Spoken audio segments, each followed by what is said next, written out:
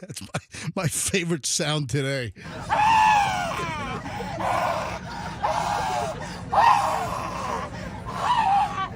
Hey, Fester, what is it like every day you're walking in late all of a sudden? What's going on? I think it's more of a dramatic entrance. Oh, come on. Can you get here on time? Why does your mic keep going off? I'm turning your mic on. I don't know. And then your mic is just going off. I don't touch it. I don't know. What the hell? So anyway, this is my favorite. You're seriously, your mic is just going. I'm turning your mic on, and your mic is just going off. Froggy, are you kicking it with your foot? No. Yeah, Yes, you were. All right, I was just messing with you. You were kicking. You're first of all, you're all like slumped back. This is my position. Your feet are on the counter over here. Hey, Andrew, can you take an overhead MJ TV shot of Froggy? Look at this. This is what I do. So, Froggy, hold on. Raise your leg up in the air. Raise it up like you're doing some kind of a Rockettes kick or something. All right. So you were using that foot, and you're turning Fester. Yeah, so Fester, go ahead and talk. All right. So one of these. So you were turning Fester's mic on and off. Yeah, it's a little fun. Go ahead, Fester. Start the morning with a little fun. Anyway. Stop it! Stop turning. Never sounded better, Fest. I think just Froggy. Stop it! Yes, Fester. No, listen. Froggy, stop it now. All right, That's enough. I was in the office listening to you playing every Q105 imaging piece ever. Zing, No. yes. It was not every one. And the reason was I had like a minute to fill, and there was not enough time for a song. Do you want me to put Dan Hartman, I Could Dream About You on for a minute and 5 seconds and then cut it off? You're not afraid to do that with some songs. Listen, I'm not saying it's a good thing or bad thing. I mean, I enjoyed it, but I was in the office listening to it, just chuckling, and then lo and behold, the Peter Cofield song came on, and then for some reason the intro seemed short today, but I guess it was. No, it was not. Everything's the same time. And yeah, instead of playing a song and cutting it off after a minute, I don't know why. This is 2024. We've got computers. Why can't the computer system like schedule the music so it just times out perfectly every morning? I mean, the computer knows how many commercials there are. It knows how many songs and the lengths of the songs. Why can't it just figure it out? Yeah, the old system used to do that, right? I think so, but this wide orbit is just a giant chunk of crap. Yeah. I had a request. Yes. I don't know if this is possible. I think somebody got paid off at corporate to take wide orbit instead of next gen. Take it wide up the you-know-what. Yeah. What do you say? I had something foul. She said they took it wide up the you-know-what. Very funny, and that probably true. All right, so I had a request. Yeah, Fester, what is your request as we come on the air at 6:04 here on a Thursday? I don't know who the person was. They sent me a text. There was only one listener who requested this, but occasionally on our podcast, could we start the podcast occasionally with the Peter Cofield song? Because what happens is the podcast starts with a truncated version of the intro. The show open. And then we go right into conversation. Rock and roll, MJ Morning. But one out of every, 20 times, can we start it with the song or something? Or time to get up. Yeah. Get out of bed. Andrew, turn your mic on so we can hear you. What'd you just say, please? I just said I can make that happen. I mean, even if it happens today and it never happens again, I don't really care. All right. But I just want to say I got that message or that request, and I wanted to relay it to the powers that be, which essentially is you and Andrew. All right, let me go back to this.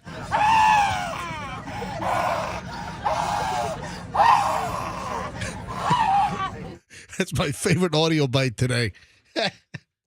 Do you know what that is? Is that your son growling?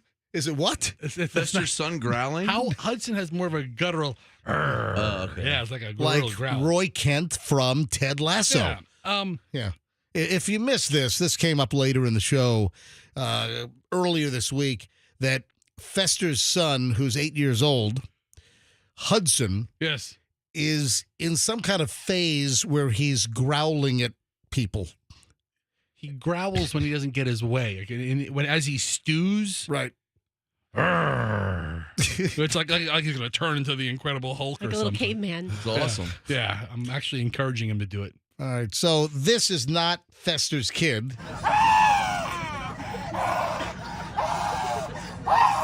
Because that's more of a scream. That is a woman melting down on what else? A Spirit Airlines flight. Poor Spirit. That's some spirit right there. This woman is melting down, Spirit flight. You had cops trying to grab her and haul her off the flight. She's in her seat. And then at the end of the audio bite, she starts, invoking the name of George Floyd. So Okay. the video kind of exploded on social media yesterday. Apparently, this is from a Spirit Airlines flight in Vegas on March 23rd. Now, we don't know exactly why she was melting down, what the prior altercation or issue was before she starts screaming. But then you see the Vegas Metropolitan Police in their tan uniforms come onto the airplane to literally grab her and take her off. All right, here's the whole audio bite so you can hear what leads up to the screams. Can I do that with freedom? All I care about is freedom. You're under arrest. That's fine. I've been there before. I'm not scared. I've been there before. This nigga's hurting my elbow.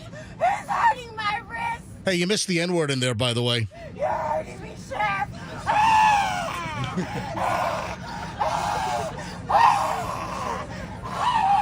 Why are you jumping? I can't breathe. Why are you touching my leg? Why are you touching my leg? What? I can't breathe. This is George Floyd. And then it cuts off. She's like, Right. this is George Floyd. And then it cuts off. Yeah, Andrew, can you go back to that and can you put a beep in the N-word that you missed for me? Yeah, I had to dump that. Yeah. I didn't hear it. I didn't either. Oh, no, there was an N-word in there. Yeah, we'll give it a Yeah. Let's give it a listen. Yeah. I'll take your But word for it. That's the woman, and we don't know why she was melting down, but she was. And this scream. And then you look at her face, it's all contorted, and it's crazy. And we'll put the video up, and we'll, obviously play that audio incessantly during the morning show today. Just getting rolling, and I'm sure there are many things this morning that are going to make you want to go here on the MJ Morning Show. Back in a second at 6:08. Yeah, we don't know why. We don't know why she was melting down. We don't know what the cause was. All right, traffic's on. Here's Pat. We're back in minutes on the MJ Morning Show.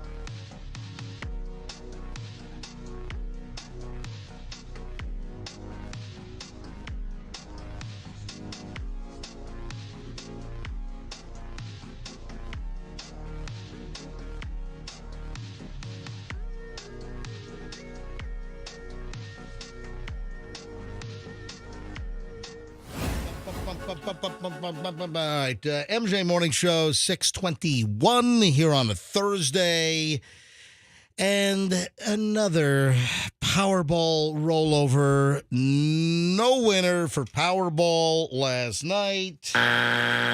So now it goes to $1.23 billion. That's $1.23 billion. You know, again, it just demonstrates that you have tens of millions of Americans playing this in many, many states, and they're buying many, many tickets, and you still have no winner. It just demonstrates how lousy the odds are. But yeah, eventually somebody does win. It just will not be me, and it will not be you. All right, I'm just most likely. I'm just being honest here. All Don't right. rule out the you. What? Don't rule out the you. You said No, I'm telling you right now that none of our listeners listening right now are going to win the Powerball. What a negative Nelly. Okay. Just a really safe bet. All right. Yeah, 39 consecutive drawings. No winner. Last night was number 39. It was $1.09 billion. Oh, you know, we'll get into this later on, but I saw an item that I read yesterday that, yeah, the $1 billion prizes are becoming so frequent that they're becoming kind of like blasé, like, that more and more people are like, I'm not playing. It's only $1 billion. I mean, the novelty of it, the enthusiasm behind it seems to have gone down. Yeah, absolutely. Well, that's the point. The point is that it's kind of a novelty that has waned, that has worn off. Yeah, so no winner last night. I got suckered, and yeah, I grabbed a couple of quick picks, so I got suckered and burned my cash as well. So what's the next drawing? What, Saturday night for Powerball? Yeah, April 6th. Yeah, Powerball 3 times a week, Monday, Wednesday, Saturday, and then Mega Millions, where we did have a winner, right? We had one winning ticket, right? Mega Millions? I don't Out of know. New Jersey? Yeah, I think it was Jersey, right? Last Yeah. week. And then Mega Millions is what? That is Tuesday, Friday, right? Yeah, well, for someone who doesn't think they're ever going to win, you sure keep up on this stuff. About to say. Oh, really? You poking? You prodding? You kind of giving me the business over there? Is that it? You sure know every detail of Oh, all yeah, this. all right. All right, I've got a custody battle case that's been solved. Not you personally. No. This involves a gay male couple who happen to have a couple of kids, right? And the relationship soured. The two men decided to go their separate ways, but you had a couple of kids in this gay marriage. And, well, the custody issue has been solved. What, they flip a coin? Well, it turned out that one of the husbands killed a guy 26 years ago and it finally caught up. That determines who gets the kids. Yeah, there's Perfect. a little shot out of left field, huh? So genetics had nothing to do with the No. paternity stuff. No. Okay, I didn't know where you were going. Right. Like, All right. Fester's wondering maybe if one contributed to the creation of the child in the lab, would they have. Yeah, right? I mean, Right? I don't know where this is going. This is new legal ground for me. Here's a story of Timothy Stevenson living a good life. Timothy Stevenson was married to a doctor. They had a $2 million home with their twin daughters. They lived in a suburb a little east of San Francisco. But there was a little dirty secret. Timothy Stevenson shot and killed a guy that he met in a bar in Kansas City about 20 years ago. Yep. That's a dirty little secret. Guess what? The crime remained unsolved. Yeah, dirty big secret. Yep. And then Timothy Stevenson's little devious, dirty, dark past finally caught up. Yeah. By then, his personal life was unraveling. His husband had filed for divorce the year before, and the couple, they were locked in a legal battle over the custody of the children. He was arrested on murder charges, extradited to Kansas City, Missouri, and He just pleaded guilty. So this happened, within the last year or so. And this month, though, he pleaded guilty to second-degree murder and was sentenced to 16 years in prison. Guess what? Custody battle over the twin daughters? Boop, solved.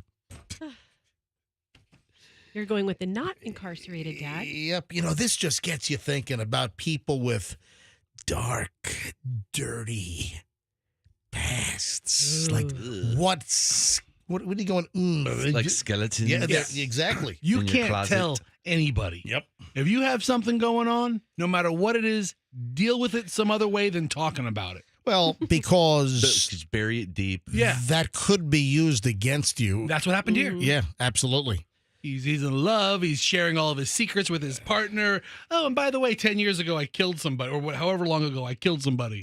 And it comes back. So, little Tim Stevenson, was arrested, sentenced, going to prison for 16 years, a decade after he told his current husband, Joseph Janenko or something to that effect, about the killing that he did in Missouri 20 years earlier. Can I not just gloss over the fact that the other husband, Jenko? Jenga. He's a vindictive piece of crap as well. Hey, let me Oh, try. yeah. I mean, he held on to the secret for 10 years. Oh, yeah. I mean, And he's lived no with the guy. saint. Yeah. He's no saint in all this. He's Oh. a piece of crap. Oh, he was like aiding and abetting. He was Yeah. like he was harboring a fugitive. Let's throw some charges his way. You know what? Let's put the kids in foster care. No, daddy. No, don't take All daddy. right, I'm kidding. Oh. So no, but seriously, the other husband, it was a 2-husband gay couple. We get that part. Yep, Joseph. It's Ginejko. Jinjenko. Jinjenko? Janejko. Is there a stutter in the Jenko. Jinjenko? I'm usually pretty good at pronouncing crap. There's no explanation for this. Ginejko. Maybe the J is Django. maybe it's Django Unchained. That's what it is. Janeko? It's Joseph Django Unchained. Candyland. Is what I'm. Can you work in one more vowel? Yeah. Anyway, Makes so much sense. hey, how's that for a custody solver right there? I'm actually mad at this one. Yeah, you know what? It isn't right. There's So no winners. the other guy held on to this for years. 6:29 at the MJ Morning Show. Early morons in the news. A very, very interesting pile here on a Thursday. Next on the MJ Morning Show. Having a big event like a birthday party.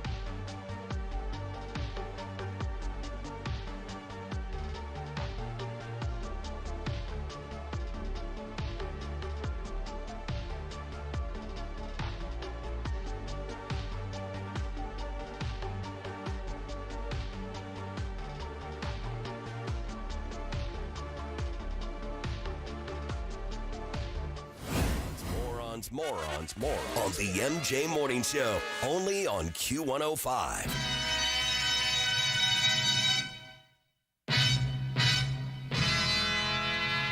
Hit it.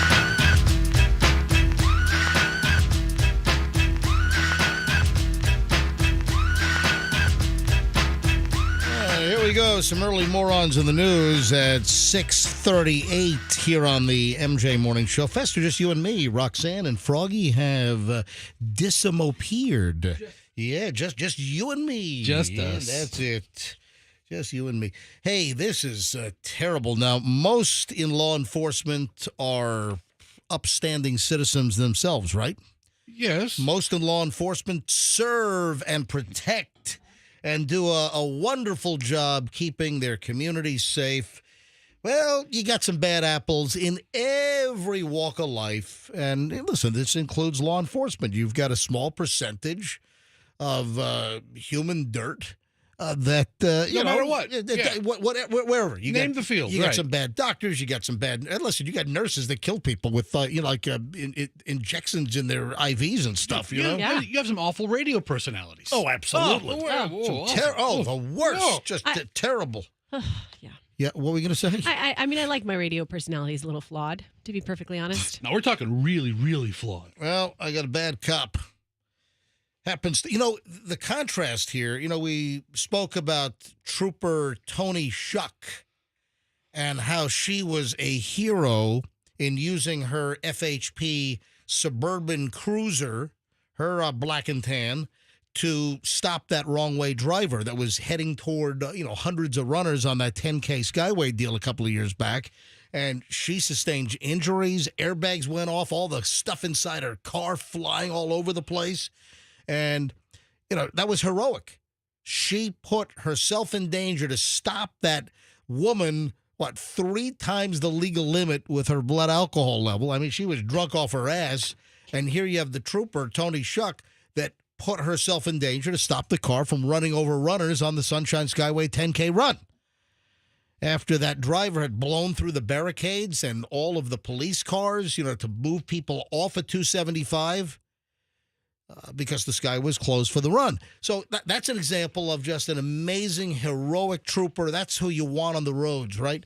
Well, unfortunately, we have on the other side of the coin, and actually on the other side of the state as well, got a bad trooper over in Daytona. A Florida Highway Patrol trooper was arrested and fired after police said that he broke into a Daytona Beach Hooters, that's right, Hooters, and stole 4 beer taps. What the hell? What?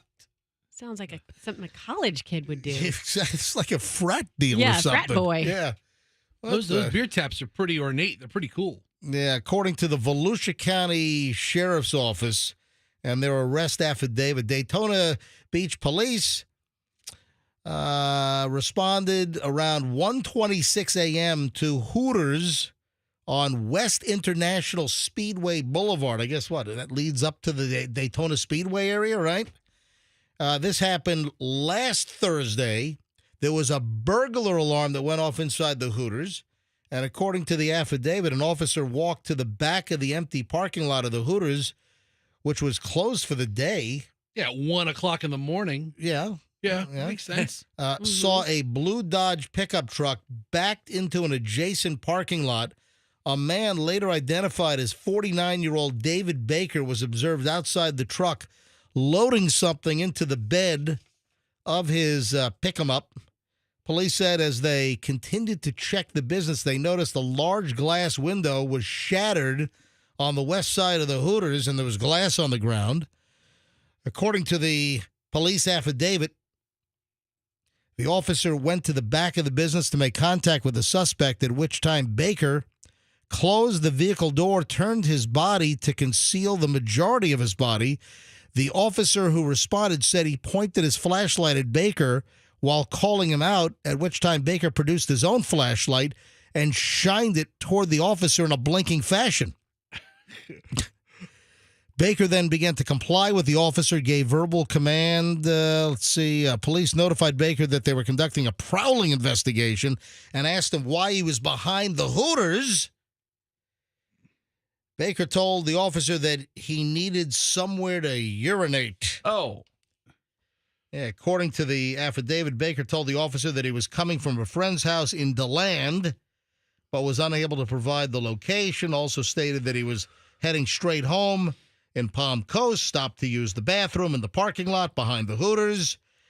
Well, there were inconsistencies in the story. He then stated that he was looking for somewhere to eat. Okay, so he went from peeing to eating, all right? So let's go to the closed restaurant. Yeah. Then listen to this. Then officers noticed small pieces of broken glass on his shoes. Ooh, that's a clue. Yes. A little bit of a clue. And then according to the affidavit, the manager of the Hooters was able to provide surveillance video that showed Baker walking around the parking lot at 12:48 a.m. and going inside of a large container at the back of the restaurant around 1 a.m. Footage shows a large cinder block being thrown through the business window. About 10 minutes later, Baker could be seen entering the restaurant carrying a white bucket while holding a flashlight. And then he removed 4 beer taps, placed them in the bucket, and then the beer taps were later found in his truck. Yeah.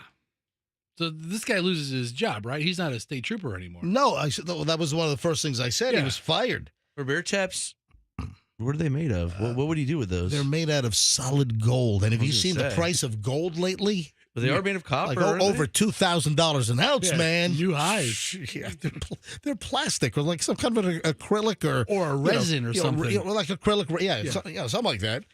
Anyway, the FHP, the Florida Highway Patrol, they confirmed to Channel 6 in Orlando that Baker was terminated from his position on Friday.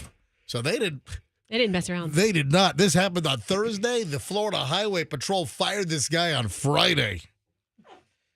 Was that a sneeze or something else out of the other end? Oh, that was a sneeze. What But I muffled it so bad, something did squeak out the did, other end. Did that go over the air? I mean, I heard it from underneath my headphones, but Froggy's making all kinds of noises My over nose. I got something up my nose. It feels like a little flower or something. here.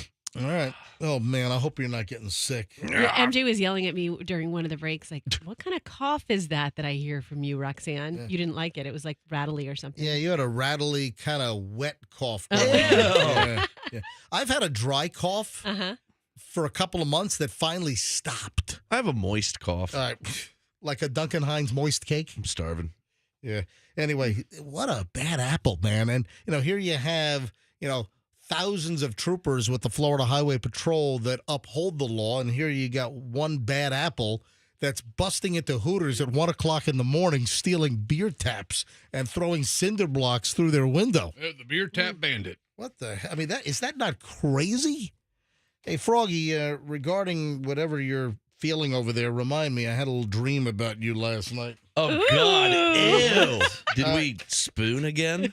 Will you Like the stop it? last one? Hang on. I'll get to that coming up at 7 o'clock, all right, when we get back after the break. So hang on. Hey, listen to this one. There's a reason why we call it Morons in the News. Woman in Alabama, 35-year-old mother arrested. Why? Local sheriff's deputies found large amounts of cocaine during a search. They had a warrant, including thousands of dollars of illicit narcotics found in the backpack of her 3-year-old child. Is that unbelievable? You got a 3-year-old kid, has some kind of what's a popular 3-year-old backpack these days? Is Dora the Explorer out? Backpack. Yeah, that's out. It's probably like Dora's Paw done? Patrol or something like that. I'm just thinking of, when my kids were little, it was, Dora the Explorer. No, Dora's dead. Swiper, no swiping. No, she was deported, I Ooh, think. Remember that song? Yeah, Dora got deported. Remember? Can't play that anymore. I wonder if we still have that. No, you can't play that. What if we have that in It's awful. in the archives? Terrible. Anyway, this is terrible. So the Mobile County, Alabama Sheriff's Office received information from a source about copious amounts of cocaine at a home. What's define copious? I mean, I know what it means. It's a but large amount. I know that There's copious means large. There's not a specific Okay. weight. It's just a large amount of cocaine that they found. Narcotics investigators then set up a surveillance. They say they saw the woman leaving. Investigators followed the woman in a marked vehicle and subsequently conducted a traffic stop. During the stop, they found 1.5 kilos of cocaine and a small amount of marijuana and a handgun inside the woman's vehicle. The discovery of the drugs in the woman's vehicle prompted the sheriff's office to then conduct a search warrant at the home. And in the home, that's when they found an additional 2 kilos of cocaine in her 3-year-old kid's backpack. So 3.5 kilos of cocaine total, Roxanne. Is that a copious amount? That sounds copious to me. That's very copious. That is very, very copious. Yeah, upon arrival at the home, they saw the 3-year-old child wearing a blue backpack. The kid had the backpack on No. with the coke in the backpack. 3 years old, a little freaking coke mule with 2 kilos of coke on his back. All right, so I'm looking at a picture of the backpack. It doesn't have any like cartoon characters on it like Paw Patrol or Blaze and the Monster Machines or anything like that. It's just a Nike backpack. Yeah, it was a Nike backpack. I think there were like 2 different backpacks. Another Yeah. one. Yeah. Anyway, that's what you call a moron in the news here on the MJ Morning Show. 6:49. My dream about Froggy In fact, I'm a little surprised this morning, Froggy, that you're here because of my dream. I will explain next. We also start the 7 o'clock hour, and there is just so much crap coming up, I can't even begin to spell it all out. So as usual, don't miss a moment of the MJ Morning Show. Carpets, are they a myth?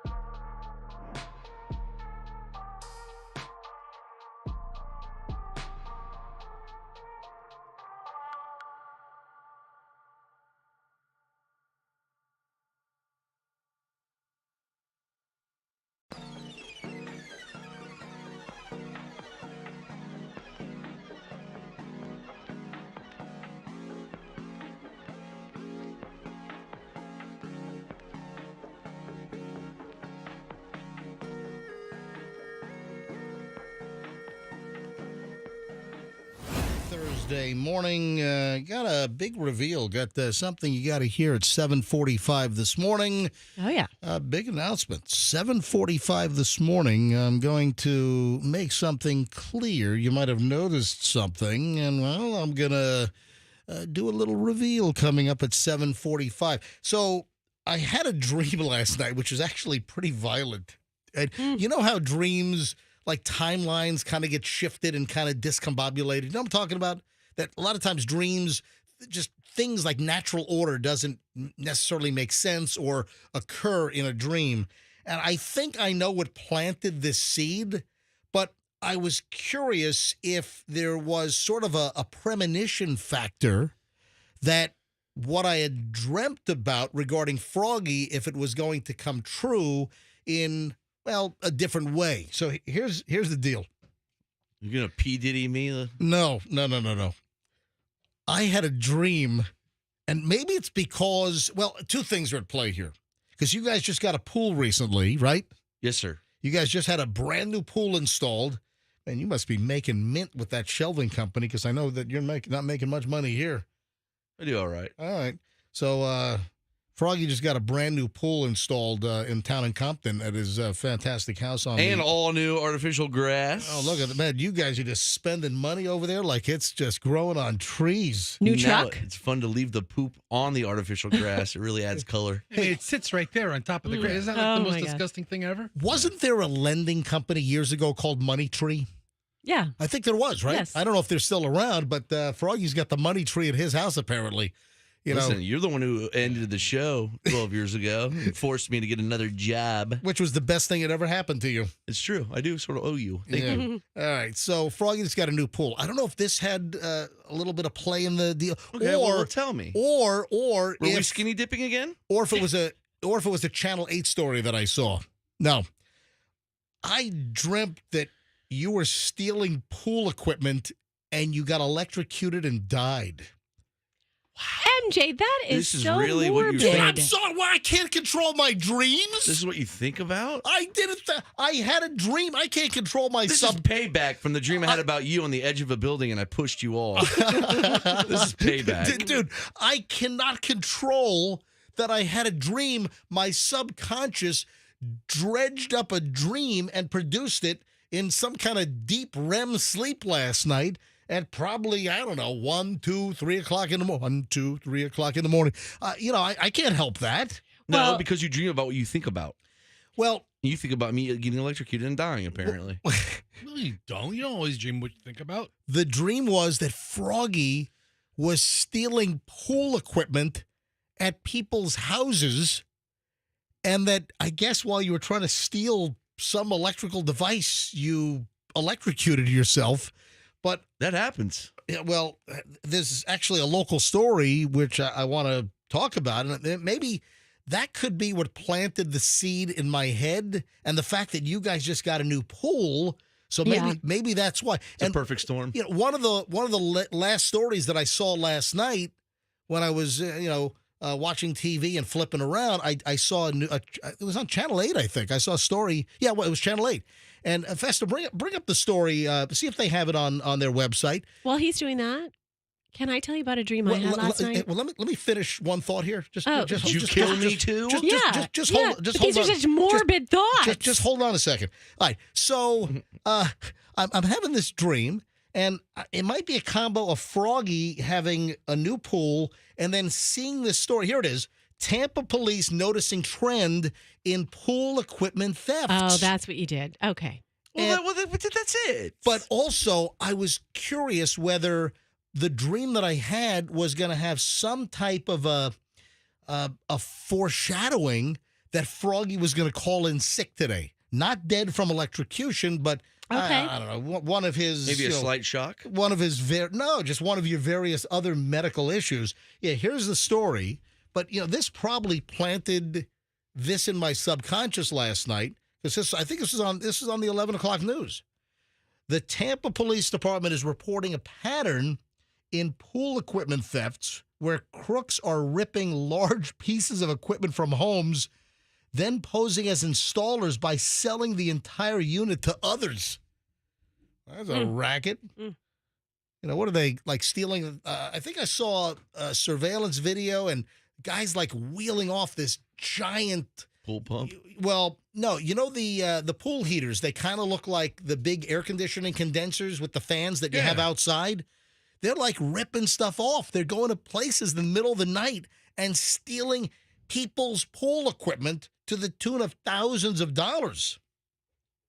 Detectives are zeroing in on 2 suspects, so they do have apparently some people of interest who have been spotted in surveillance video at a home on West Palmyra, right in South Tampa. I drive by that all the time. Yeah, so that might have planned. If anyone knows that video, you know what we always say, that even if you can't see the face clearly, people know the outlines, the gait, the walk, just people will know. Even if you can't see their face, there are people who say, oh, I know who that is. So I got to believe that there are individuals that can clearly point out who's on video stealing pool equipment in the middle of the night. And, TPD, Tampa Police, apparently they have some persons of interest. But, man, that's rank. That's just awful. Can you imagine? I mean, the invasion of privacy, the violation. Disgusting. Someone's going into your yard in the middle of the night and they're disconnecting and stealing your pool equipment like an expensive heater. Wow. Remember those kids that had a racket going a few years ago where they would find out where fishing captains lived, and then they would go in their backyard and steal all their expensive fishing equipment? It's the worst. Their reels and all their stuff. Or you also had, over the years, you had brazen thieves that would cruise Tampa Bay in the middle of the night. And South Tampa got hit a lot. And these thieves were like on a little skiff or something, or a little, really? little John boat. Yeah. And they were rolling through some of the docks, some of the South Tampa homes in the middle of the night. And they were going to the boats, getting up on people's docks and going and stealing like some of the expensive electronic equipment, navigation, or the depth, they were just stealing all kinds of crap off of boats. Oh, I hate people. It's just, man, thieves suck. Fester. I'm a petty theft thief. Thank you very much. I don't steal heavy equipment. I don't steal pool pumps. I guess you're right. Yeah. Fester walks into a La Quinta or a Hampton Inn, pretends to be a guest, and steals free breakfast. Yeah. I went to Publix, I bought a sub, and I took 40 packets of mayo. Okay, that's my theft hood. Okay, Froggy. Yeah. Instead of going to buy a Hellman's jar on aisle 10, Fester just grabs the equivalent of a whole Hellman's jar in mayonnaise packets. Dude, with 10 packets of mayo, 3 packets of mustard, a little bit of salt, and some sweetener, I can make a really nice chicken dip. Okay. Now, Roxanne, this would be... Really? Is this the appropriate... Oh.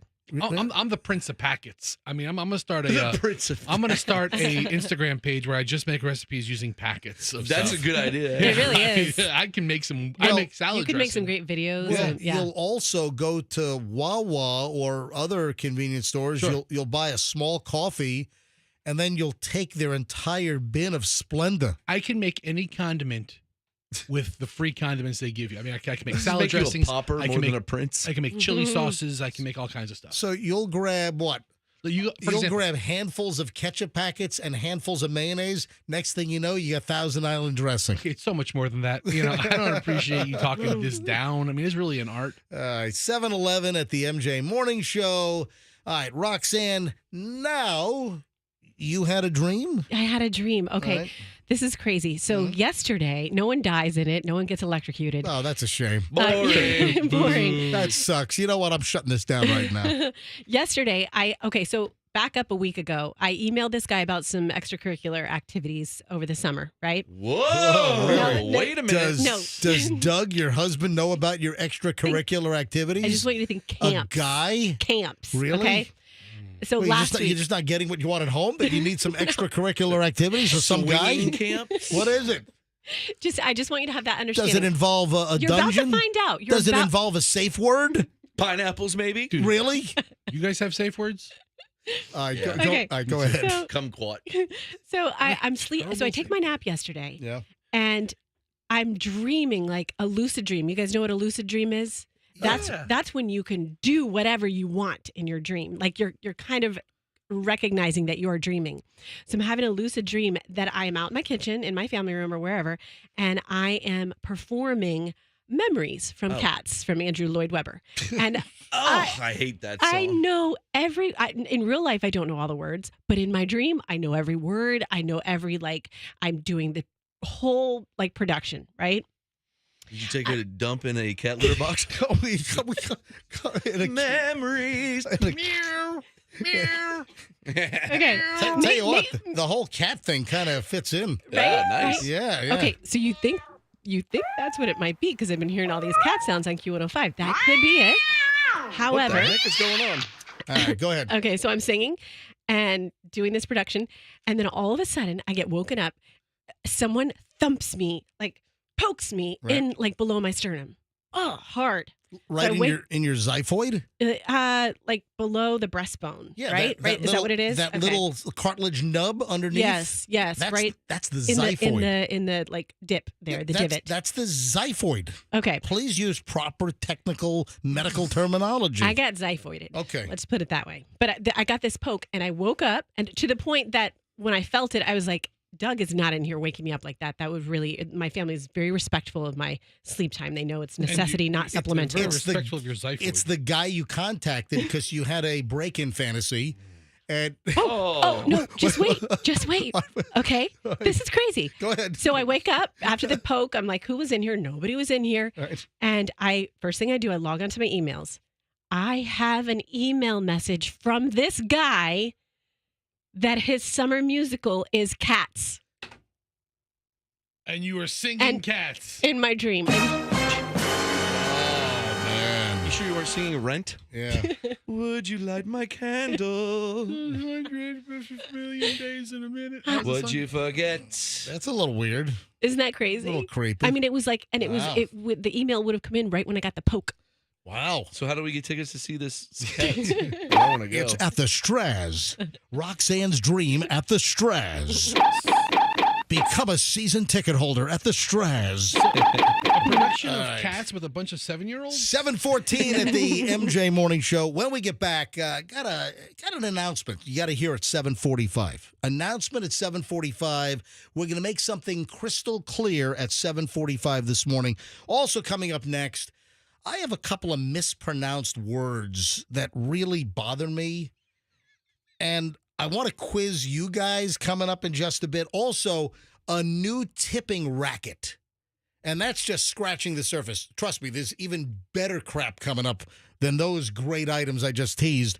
All on the way, and we start an hour and 20 minutes of nonstop MJ next here on the MJ Morning Show on Q105. Stand by.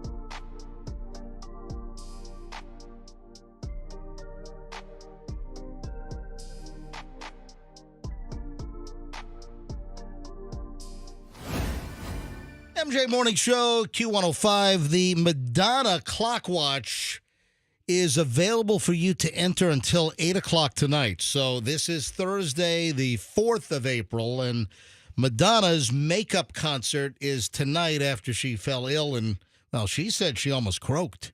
It was Madonna that said she almost died. And Madonna is in town. Madonna performs at Amelie tonight. The question is, what time will she go on stage? A little track record of showing up very, very late or starting the show late. So here's the deal. You guess what time Madonna hits the stage. The person that comes closest or nails it wins a $1,000 gift card from International Diamond Center, IDC. $1,000. All you have to do is go to mjmorningshow.com, look for the Madonna graphic.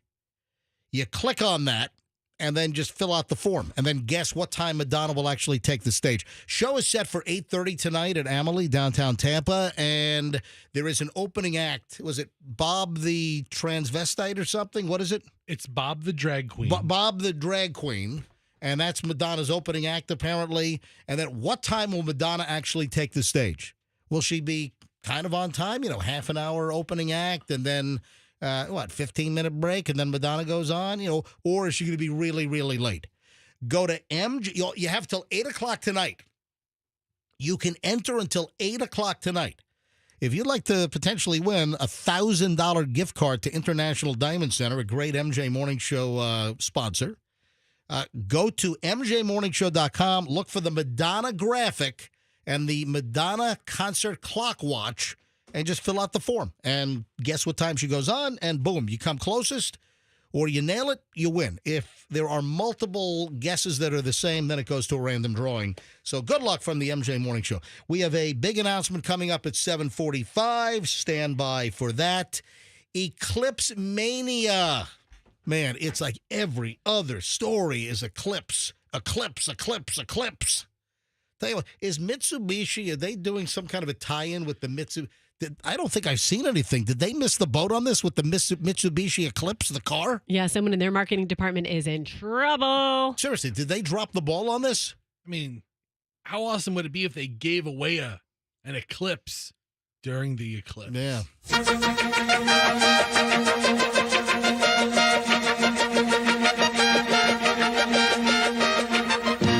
That music can mean only one thing.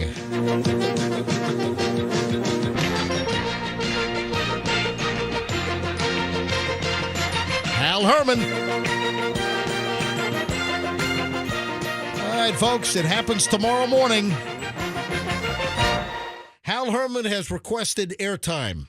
Hal Herman will be in about 7:45 to 8 o'clock tomorrow morning with Eclipse viewing safety tips. Eclipse tips. And I'm guessing you're going to want to ignore every single one of them. That's why do you say that? just my guess. I don't get that. He's coming in. He's trying to help. Have you seen these stories? I mean, seriously, you ought to see my Eclipse pile. It's like 2 inches thick of all these different Eclipse angles. A good portion of the country where people have spent like $1,000 for a hotel room. Some of the places, like in Texas through Oklahoma, they might have like bad cloud cover. That's what you get. Yeah, I mean, you don't know. You don't know. You have no idea. I was speaking to Dennis Phillips from ABC Action News. Of course, ABC Action News, Dennis Phillips. They're the official weather partner here on the MJ Morning Show on Q105. And he was saying that weather for us looks pretty good. And, you're here, we're not going to get a dim. If you had a light meter, you might be able to tell the dip. But as far as walking outside, naked eye, during the height of the eclipse for us is around 3 o'clock. It's like 3 o'clock or 3:01 is maximum eclipse here, but we're only going to have 58% coverage of the sun with the moon passing in front. So we'll only have 58% max, and it happens right around 3 o'clock in the afternoon on Monday, but you're not going to have like a dimming effect. It's not going to be dark like in the totality zones where you have 100%. But what you'll be able to do is if you have the proper glasses, you'll be able to see the 58% slice taken out of the sun with the moon passing in front if you have the proper glasses. So, man, I've got like story, everything you need to know about the solar eclipse before April 8th, about the ISO 12312-2 standard for solar viewing glasses. Listen to this. Crazy traffic is expected on at least 30 interstates ahead of the eclipse, like having 20 to 30 Super Bowls all at once. Yeah, I heard a couple of leaders in Indianapolis saying this is like the Indianapolis 500 where everybody comes at one time and then leaves immediately after. Dude, it's going to be like 30 Indianapolis 500s is what it's going to be. And by the way, Indianapolis, that's one of the areas where it looks pretty good for clear skies for maximum solar eclipse eventage. I bet people are going to cash in on some merch on this kind of stuff. Also, do you know? Right? Yeah. Oh, absolutely. Oh, come on. The merch is out the wazoo on this. Absolutely. Have you tried to find a black T-shirt lately? All sold out. But also, can you believe you got scoundrels and sickos that are selling fake solar glasses that could burn your retinas? Can you believe that? That's pretty funny. What's wrong with you? Burn your retinas, fake glasses. You think that's funny? It's a pretty good prank. Yeah, I think we know where Hal Herman is going tomorrow morning. What? No. I'll tell you that. No, but seriously, there are some scoundrel sickos who ought to be decapitated or have their eyes poked out with like a fireplace poker for selling fake. Can you imagine selling fake glasses knowingly and people could have eye damage? That's low. It's better than selling fentanyl. That is, well, listen, they're both horrific. Well, one could kill you, and one could make you go blind. And what if you have someone selling fentanyl and fake glasses? What if it's a double whammy? Oh, man, now you're going to be like, what's her face? Who's that? Who? The deaf, dumb girl. Oh, jeez. Well, who's that? Oh, you mean Helen? Helen Hunt. Are you No, it's not. Keller? It's Helen Keller, Helen Keller. not Helen Hunt. I'm pretty sure Helen Hunt was deaf, right? Oh, jeez. Is she the deaf actress? No, that's who is that? Marley yes. Marley Matlin. I love Bob Marley. Were you making Helen Keller jokes? No, not me. Okay, because I got some. What? No. Yeah, you're a little late on the Helen Keller joke. Too soon. All right, no, a little late. A little late. 7:33 at the MJ Morning Show. Got a big reveal coming up at 7:45. What is this all about? Well, hang on, you'll hear the big reveal coming up in just a bit here on the MJ Morning Show. So it's just a few minutes away. So stand by. I'll make it very clear and very evident coming up in just a bit. All right. I have some words on a card, and I would like to know how you guys pronounce these words. There are a couple of pronunciations that just bother the crap out of me where people mispronounce words, and it's become so common you hear it all the time. So here's what I want to do. I want to hold up a card. And Roxanne, I want you to go first, and you'll be able to see this on MJTV. Okay, just promise me the word isn't Hawaii or however you say it. No, Hawaii. I say Hawaii. Yeah, that's wrong. No, that's the right way to say it. Yeah, if you're from there. Or even Hawaii. All right, Okay. So here's the deal. I'm holding up this word, and if you're watching MJTV, you can see that I have it spelled out on a blue card. Roxanne, pronounce that word, please. That word is mischievous. That little boy is so mischievous. Okay, Fester, pronounce this word. Mischievous. Froggy, pronounce this word. Mischievous. All right, Roxanne. Mischievous. Uh-huh. All right, Fester, you said it correctly. Oh, what does he know? What do I know? Really? It's mischievous. Why don't we have a consensus? But show me. If you look at the word, it's mischievous. Where is the extra evious? Where is the extra word? It's the extra letter, right? Or letters. It's mischievous, not mischievous. Now, for whatever reason, some dictionaries even do point that out, and they say it's non-standard. Yeah, because it's wrong. But that bothers me. It's mischievous. It's not mischievous. All right. Yeah, but mischievous really, it sounds more like what is happening. But it's wrong. All right, next. Roxanne, pronounce this word. Etc. Say it again. Etc. Oh, jeez. All right, Fester, pronounce this word. Etc. Say it again. Etc. All right. Froggy, pronounce this word. Et cetera. Am I wrong? All right, I'm holding the card up to MJTV. The word is etc. Oh. You know, blah, blah, blah, etc. But, Fessy, you added like a K. No, we added an X. Because it's extra. Extra. People add like an X or a K. It's etc. It's not etc. Anyways, what's your point? It drives me nuts. All right. This is really the one that got me, because I've heard like intelligent people in just the last couple of days. This is what really got me bugged out about this and why I wrote this down and why I wanted to do this. This particular word right here. Are you ready? Roxanne, pronounce this word. Anyways. No, that's not what it says on the card. And you know that bothers me. I like any way, not any ways. I'm open to whatever way, right, so I do ways. Roxanne, pronounce this word. I'm holding it up to MJTV. Specialty. That's not what it says. What? All right, please pronounce the word, seriously. Okay, I'll get one right. All right. Especially. Say it again. Especially. Okay, Fester. Especially. Okay. Froggy. Especially.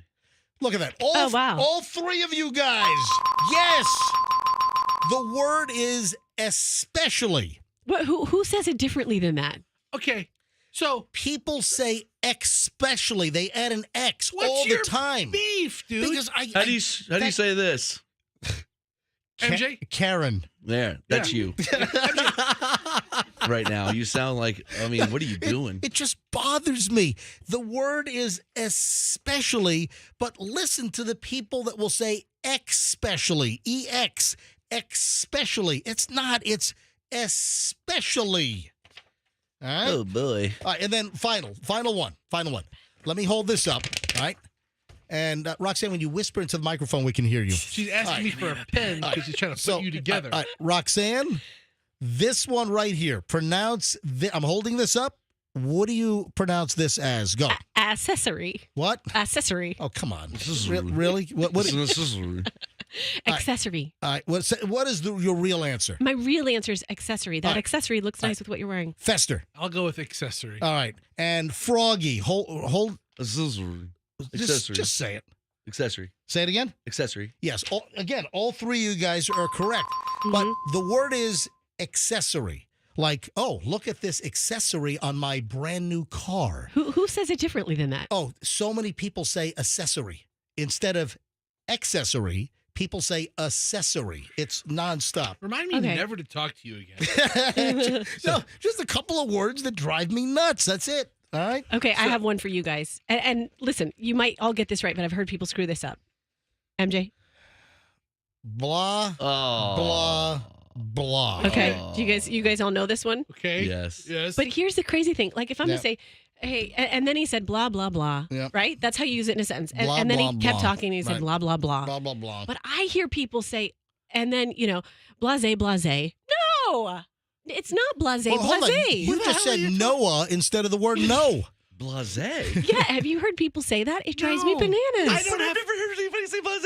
I don't talk to people who say blah, blah, blah. B-N-A-N-A-S, bananas. Blase. Blase. Right. Chasse. See, I personally, for my own entertainment, changed the word further to further. Oh, So, I've heard you do in that. conversation, I'll use the word you do further. that. I And know. I completely changed it because I just like it better. Because you told me you're just trying to make it a thing. Yeah, I'm trying to get people to start using it. Right. So instead of the word further, like you'll go further with that. Oh, no, that will take you further. So let me just recap here. With the Merriam-Webster Talking Online Dictionary, it's mischievous, not mischievous. mischievous, And how about etc., it's not etc. It's etc. And especially, it's not especially. It's especially, and Accessory. Accessory, not accessory. So there we So go. we in Okay. class? Yeah. Can I throw one in that drives me Yeah. nuts? Oh, absolutely. Yeah, is Nuts. it as good as Blase? No, blood. All right, I mean, So blasé. you're batting 100. You ever hear someone say, "Yeah, I'm." They say orientated. Orientated. No, it's oriented. Oriented, yeah. Oriented. You don't need to add the tated. They're sort Like of if they're maybe, adding to maybe tater. they're adding like orientation to the Yeah, word. I don't know. Maybe it's right. Maybe I'm wrong. All right, my favorite audio bite of the day is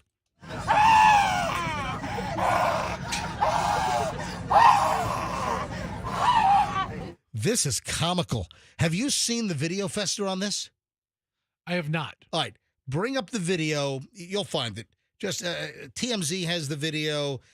Just type in TMZ woman meltdown Spirit Airlines. This woman, and you've got to see her face. This woman is on a Spirit Airbus 320 having a meltdown in her seat at Las Vegas International Air. What is it? It used to be McCarran. What is it? Harry Reid now? Yeah, after the senator. Yeah, Senator Harry Reid. So this woman has this meltdown, and it's like a cartoon gag. And I'll play the whole audio bite. And then at the very end, she screams at the cops that they're like George Floyding her. It's like, what? All right, listen to this. Can I do that with freedom? All I care about is freedom. Go to a rush. That's fine. I've been there before. I'm not scared. I've been there before. This is hurting my elbow. It's hurting my wrist. You're hurting me, Sheriff. You're hurting me, Sheriff.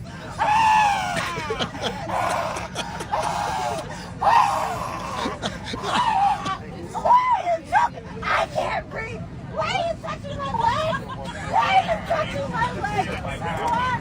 I can't breathe. This is George Floyd. Wow. And then it cuts out. She's like, this is George Floyd, as in George Floyd. Oh my gosh! Did you see? Was it my imagination, or were the police officers, law enforcement laughing? They were. were. I was just about to point that out. It is so comical. If you think the audio is comical, you've got to see her facial expressions.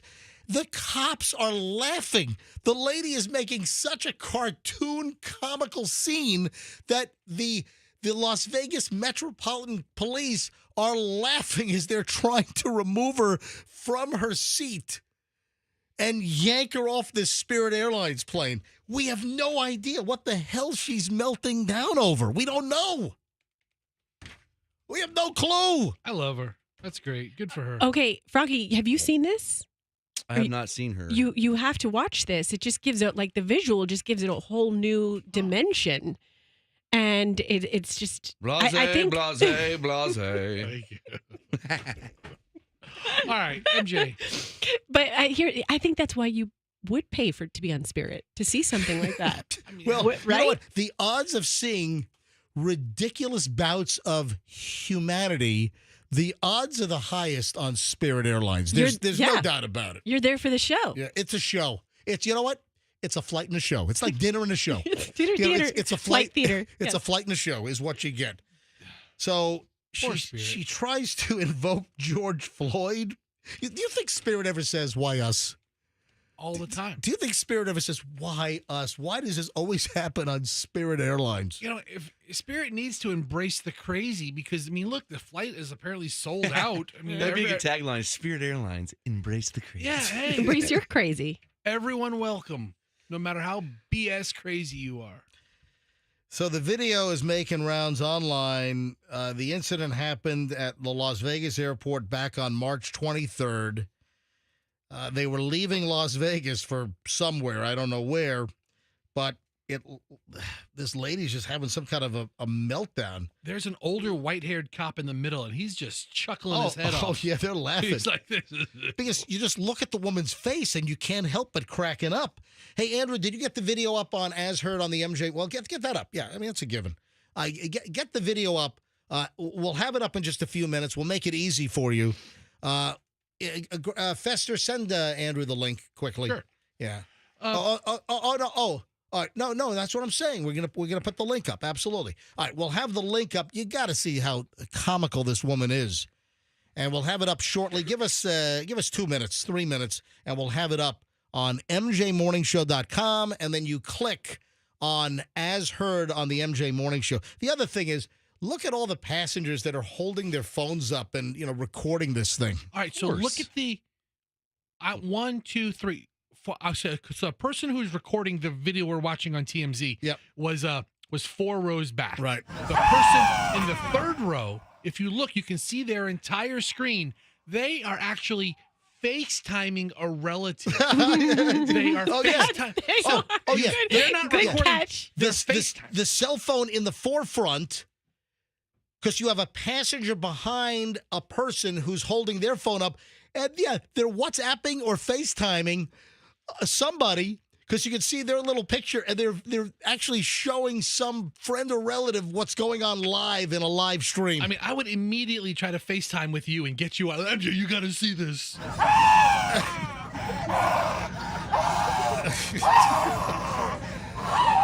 a creature from Harry Potter or something. A gargoyle. Unbelievable. All right, folks. 7:47 at the MJ Morning Show. Oh, the new tipping racket. We'll get to that in just a second. Yeah, more and more people are noticing this new little tipping racket. I want to find out if you've experienced this. The tipping culture is out of hand. Everyone with their hands out, waiting for a tip. So here's a new little twist to the guilt tipping and all that. So we'll get to that in just a second. Folks, have you noticed that you've been hearing these noises? Either meows or purring or... Yeah, what do you think this means? And what about a really pissed off cat? Yeah, you haven't been hearing things. You've actually been hearing these noises throughout Q105 over the last, days. Well, guess what? This can mean only one thing. What? You're not crazy. The Cash Kitty is coming back to Q105. It begins on Monday. The Q105 Cash Kitty is blasting out $1,000 every single day at 8 a.m. right here on the MJ Morning Show, 10 a.m. right after the MJ Morning Show, 12 noon, 3 p.m., and 5 p.m. So you listen for the Cash Kitty keyword, and then you input it. You can either input it onto your MyQ105 app, you can input it over at myq105.com, or, of course, you can text it to 45911, and it starts on Monday, folks. Your chance to win $1,000, 8 a.m., 10 a.m., 12 noon, 3 p.m., 5 p.m., all here on the MJ Morning Show and all over Q105 every single day. Starts Monday. The Cash Kitty is back. Are we going to be playing cat sound effects over commercials and songs for the duration of the contest? I think that little teaser's done. Because I liked it. You did? I really did. Yeah, I would. So here's the deal. I would drop in the little kitty, and then the phones would light up. People thinking it's the Tookie bird or something. It's the Tookie cat. Dude. Tookie. I miss that Tookie bird. You miss the Tookie bird? Do we have him? I don't think we have it, but we He got killed by a low-flying plane. we have the old jingles from the day.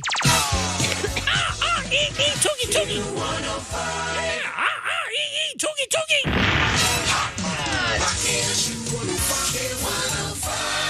Yeah, so listen for your chance to call in and win $1,000 multiple times a day here on the MJ Morning Show and on Q105. You ready for the latest tipping racket? Oh, I think I found the Tookie bird. Oh, did you really? Hold on. Is the Tookie bird on YouTube? Tookie bird. I have. Z100 and Q105. Yeah, Oh, there you go. Look at that. Not terribly clean, but it's pretty good. They actually have the graphics for Q105 and Z100 in New York. Hey, Andrew, what years was the Tukey bird used here on Q105? Originally in the 80s, Right. and then we brought it back in the around 2009, 2010, around there. Really? Tampa Bay's greatest hits, Q105. Yeah, back during that era. So, so both Q105 and Hot rocket flamethrower C100. yeah, so both. Mason Dixon on Q105. The C Morning Zoo on Z100. Oh, there it is, everybody. I heard the Tukey bird. So you know what that means. Hey, caller number 105. You're the big winner of $6. Yeah, there you go. All right, so moving along. Q105. Z100. Right. All right, so the whole new tipping racket. I would love to know if this has happened to you. A good friend of mine, Gary, who happens to be an attorney, Gary says that he's had this happen in numerous places. And it involves a whole new level of tip shaming. The latest thing is employees are telling the customer, kind of quiet, like in a whisper, hey, if you tip in cash, it'll go to me. But if you use your credit card, it goes to corporate. How about Pass it on. exactly? Tippy, tippy. So hold on. Their server says like low key. Server or in other places, because these days, I mean, what is annoying as hell, and we've talked about this many times, the places where you never had to tip, or a place where there was no expectation to tip. Now, you know, with all these little, point-to-sale touch screens and everything, and, and they're getting ballsy. Instead of 10, 15, 20%, now they're like starting at 20, then 22, 25. I've seen 30%. Yeah, I hit other. 0! I am not going to be forced into guilt tipping. But now the latest is the employees are trying to say, hey, if you tip me in cash, I get to keep it. But if you use your credit card, the corporate folks are going to get the tip. So I'd like to, has this happened to anyone listening? 800-990-1047. 800-990-1047. Have you experienced this where they're, pandering for a cash tip? If this has happened to you, I'd love to hear from you. 800-990-1047. Yeah, I've got actually some of the places where it happened. A pizza place, also a barbecue place. All right. What's the issue here, though? The issue is that Are these places you would normally tip? some yes, some no. I like to tip in cash. I know a lot of people that do that. I know people that will put the meal on the credit card. Yep. But if I have the cash on me, or I'll talk to my wife, hey, do we have a few bucks? Yeah. I'll leave the tip in cash. I that's actually my preference. Hey, or are you a server, or are you in the service industry, and have you, look at the phones, phone's already ringing, have you dropped the hint for a cash tip instead of the tip being left on the credit card or the debit card? And then they're taxed that way too.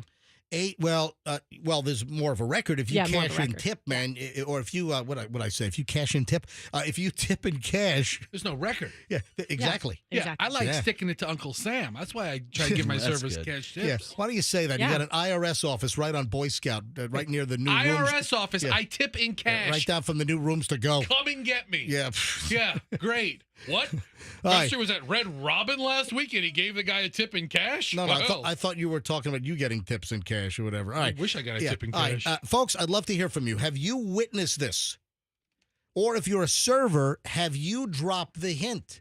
If you're a server, have you just blatantly said to a customer, hey, if you tip in cash, it's better for me? I mean, it's kind of obnoxious. It's the truth. I mean, if you're sharing information, hey, if you're going to leave a tip, give it in cash if I have a preference. 800-990-1047. That's 800-990-1047. All right, Andrew's screening calls right now. I'll go to calls in just a second. Hey, I want to just, while we're waiting for call, you know what? Let me grab calls now. But I have something else I want to bring up. Yes, Rox. Can I just say it's kind of like the server is saying, and I'm not hating the game, believe me, but it's kind of like, hey, did you like me? Great. But let's stick it to this corporate monster that's preparing your food. Oh, right? Hell yeah. Screw the man. Patty in Spring Hill. Patty, you're on the MJ Morning Show on Q105. Hi, Patty. Hey, good morning. How are you? We are fantastic. All right, has this happened to you?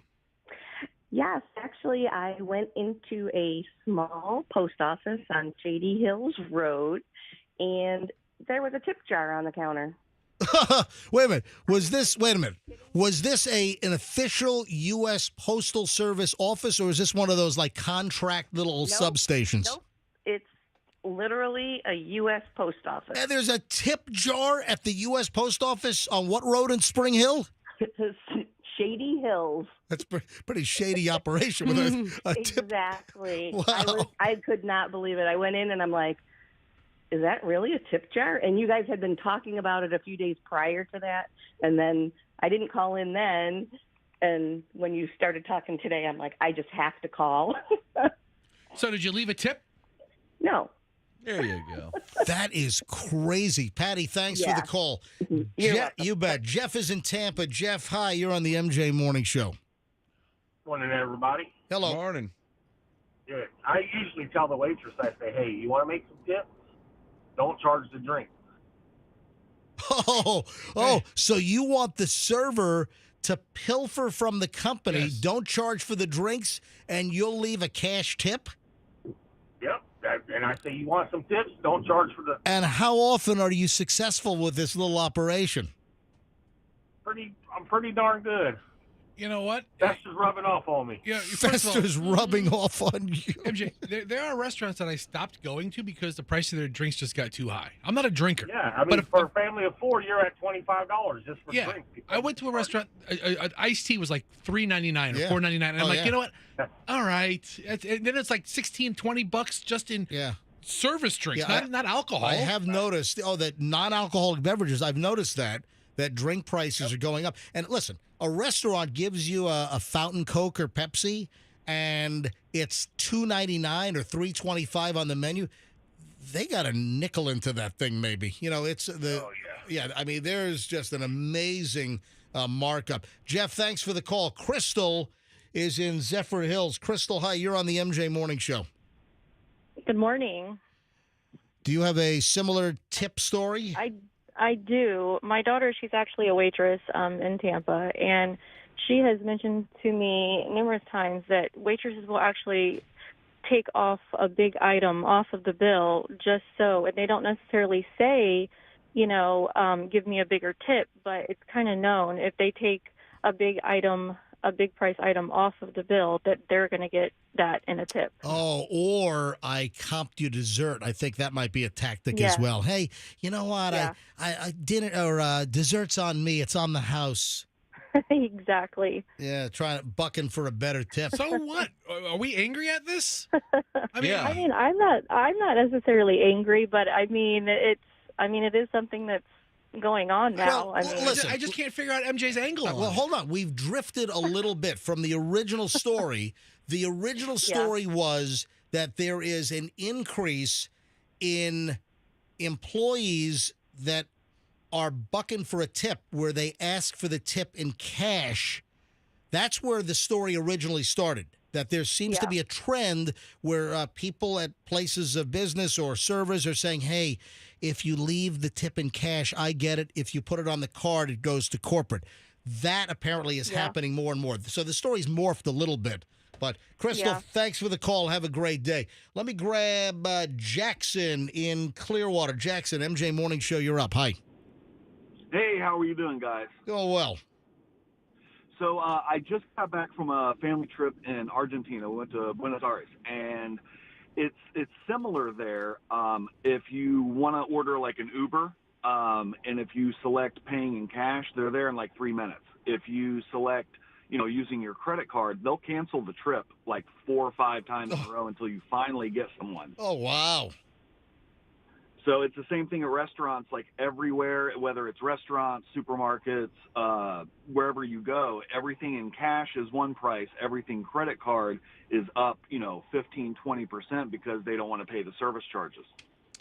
Interesting. Thank you. Appreciate the call, Jackson. One more on this, and we got to move on. Reese is in Panama City, up in the Panhandle. Hey, Reese, you're on the MJ Morning Show. Hi. Hey, yeah, it's totally true. And even certain Waffle Houses, if you tip on your debit or credit card, they don't give them the whole tip. They charge them like 10%. Like a processing fee or something? Yeah. So instead of, like, if you're leaving, like I tip high. So well, because listen, technically, when you do leave a tip on the credit card, that tip amount is still subject to the charge from the credit card to the establishment, the credit card fee. And listen, I'll tell you what's happening a lot when I try. I haven't seen it. Maybe people have noticed this, but hey, guess what? Here's another breaking item. And this is happening in New York a lot, and I've seen it elsewhere. I don't think I've seen it much yet in the Tampa Bay area, but places are adding a credit card fee to your bill. Listen, over Christmas time. Yeah, they do that here. Over Christmas time, I bought a book. I was out in Vail, and there was a book I wanted, and I went to Edwards, this little bookshop in Edwards out in Colorado, and I get the receipt. I look at the receipt, and there's like a credit card. In a regular retail bookstore, they charged me 5% to use my credit card. Okay, who cares? Why are we not bitching about gas stations? We have 2 prices, the cash price and then the debit or credit card price. Listen, that always bothers me. That's why, guess what? That's why I avoid gas stations. And you siphon it out of the ground. Listen, no. You siphon it out of other tanks in the parking lot. No, listen, that's why I go to gas stations that don't have a cash and credit differentiation.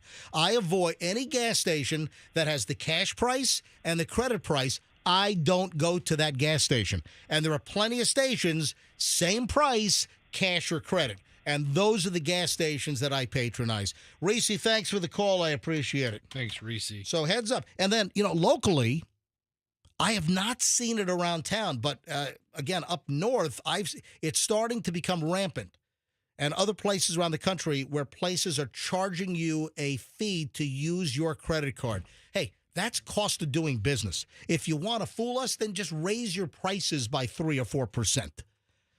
Typically, depending on the size of the establishment and the credit card deal they have, like Visa and MasterCard, I think the charge is, from 1.5% to like, 2.5% on average for what Visa and MasterCard charge the business for people to use their credit card. And American Express is typically a little more, I think maybe 3 to 4%, I guess depending on your volume. Hey, I wanted to mention something else quickly, and I highly appreciate, folks, when you hear me do a live commercial on this show for all of my, various clients, when you hear me do, hey, it's MJ, and I'm doing a commercial for, and you hear them every day on the MJ Morning Show, and of course, that's what keeps the show on the air.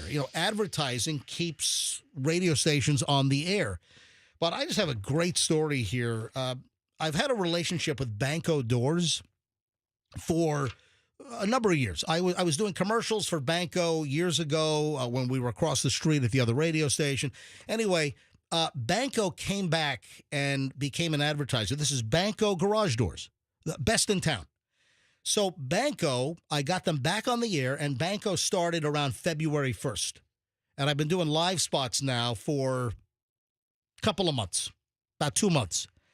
And I just got word yesterday from the account executive, Paige, that, hey, MJ, great news. Banco has signed up for the rest of the year because the MJ Morning Show is doing so well in providing, business that they're like, oh, man, let's lock this in. That's just an example, that advertising works. I want to thank Banco, one of our newest sponsors here on the show, that they're getting such success and, a return on the investment by me doing their live spots that they've been on for 2 months and they've already signed up for the rest of the year. So that just shows that it works. So thank you, Banco. It's great to have you guys back as an MJ Morning Show sponsor. And folks, anything garage door related, it's bancodoors.com. That's bancodoors.com. Spring breaks, need a new opener, falls off the track, need a new door. Best in town, most honest in town is Banco. Bancodoors.com. You can bank on Banco. So I wanted to point that out because advertising on the MJ Morning Show does work very, very well. Let me get Chloe on the phone. Do you remember months ago, I think this was last year, I can't even pinpoint it. Andrew, if you keep a journal, I think you do on our bits, maybe you can pinpoint it, but it was sometime last year. Do you remember we talked about this highfalutin, almost celebrity-like or influencer dating site called Raya? Do you remember that? Raya? And that you had to be approved on this dating site? And it has like it has celebrities. But it's a selective application-like process. Very selective, and you have to apply. Go ahead, bring up one of the old stories, because I got it from a story that I found about this dating site, Raya, Raya, and go to, type in Raya dating, and then bring up, go to news, see if there's a story on this thing here. Yeah. Listen, here it is. From Pop Sugar. Here's Women's Health. There are a bunch of stories on this. So click on the Pop Sugar one. And the headline is How to Get on Raya According to a Dating App Insider. Now go back. Hit the back arrow. Okay. And then one of the subheadlines, the exclusive dating app for celebrities. Raya, Raya. So Chloe, my 22-year-old daughter, comes to me yesterday. Dad, I've been accepted on Raya. She told us on the air that she filled out an application. Now that you mentioned, I was going to say that right. as we're talking about it. Yeah. But Chloe mentioned on the air, Dad, I filled out the application last night. She doesn't. You sound just like her. Doesn't it's like a dead ringer. Dude, she doesn't sound like that. Doesn't not. I say proudly that Chloe and I both said nah. Okay. Yeah, right. Chloe also says instead of no, it's no or instead of dad, it's dad. And she just applied for Ray. See, they already built it in there for you. There you go. Calling Chloe, her alarm clock was supposed to go off at 8 a.m. This has got to be quite the status symbol for a young 20 single. I don't know. What is she going to do with this? And clearly they're accepting people other than celebrities on the Raya dating site. Yeah, but still there has to be some kind of application process. I don't hear it ringing anymore. So, Chloe, did you pick up? Yes. Good morning. Good morning. Good morning. Chloe, it's a good morning. Yeah, why is that? No, I'm just saying it's a good morning. Yeah, remember that? Yeah. It's a good morning. MJ Morning Show. All right, so Chloe, you've been accepted on the Raya celebrity dating site. Can you explain the process here? I'm really not that familiar, but it's just you did a story about, it was sometime in early January. I was stapling your papers for you, and you were doing. So it was January then. So it was only a couple of months ago. I thought it was last year. So I had printed out a story, and Chloe was stapling my stories, my show prep for the show. Go ahead. And I kind of knew what Raya was, so I was just kind of curious. I downloaded the app. So you had already heard of Raya even before I printed out the story to talk about. I was just intrigued. This celebrity dating site, it's exclusive and you have to be accepted. All right, go ahead. Yeah, and so I went ahead and I filled out an application, and You didn't tell Mom or me you did this. She's an I adult. did on the air. On the radio, hang she on. said it. Oh, she did say it. Oh. How did I know about it? Listen, I can't remember every damn thing we do on this show. All right, so you filled out the application back in January, and Yeah, and so went ahead and did that, and it was like, because there's a really long wait or whatever, you might not hear back for, a few months. And so then literally a few days ago, I got an email and I was accepted. Okay. Yay. Is this some Yay, great... yeah, for Ray, yeah. Yay, yeah. So what are you going to do with this, Chloe? I thought you had a new boyfriend. Yeah. Chloe, is this dude you're dating, is he a boyfriend or just kind of like a date in the pile? No, he's my boyfriend now, but I'm keeping that private. Flavor of the So we're not month. talking about. Well, say it again? That's private, so we're not talking about that. All right. We're not going to talk about your new boyfriend? All right. All right. So what are you going to do now that you've been accepted on Raya? Are you going to... Nothing. But you've been accepted. Yeah, but I don't need to use it. You know what you ought to do? You ought to go on it and just see what happens. See if any celebrities try to hit on you. Okay, well, if you want to fund that, then Hold on, whoa. What do you mean fund it? it's, you have to pay for it. Hold on. So Raya charges you a fee? Yeah, I'm 90% sure you have to do that. After the exception or after the application gets accepted, then you have to pay them money to be on their platform? Yes, it's like a membership. How much is it? Yeah, that's important. How much is the membership? I just Googled really quickly. I think it's $19.99 per month. Jesus. All right, so $20 a month. It's not exactly backbreaking money for this kind of stuff. You know, a lot of times though, they let the females on for free, and then they charge the saps, the males. Yeah, like a nightclub. Right. Oh, that's right. Ladies get in free. Mm-hmm. It's interesting that you say that because the other day I was also looking up some random stuff about it, and I saw that it lets more men on the app than women. That's interesting because probably more men are willing to fork over money to the app. All right, listen, I think you ought to follow through at least for a couple of months and let's see what happens. If it's supposed to be the exclusive celebrity dating site, Raya, and let's just see if you get a bunch of schlubs from like Austin, Texas trying to hit on you. Yeah. MJ, can you throw $100 at it?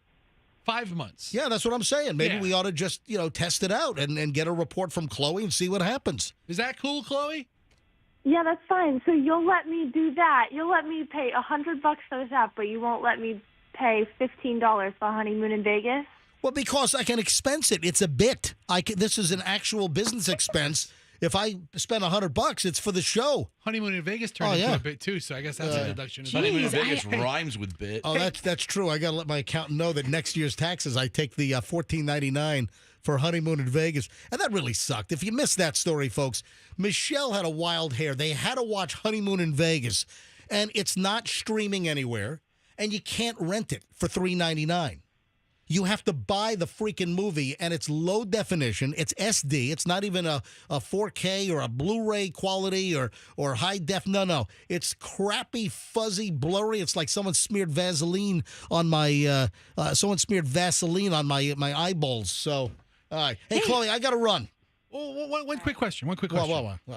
Can you name one thing that MJ isn't directly or indirectly funding anyway? Just one thing.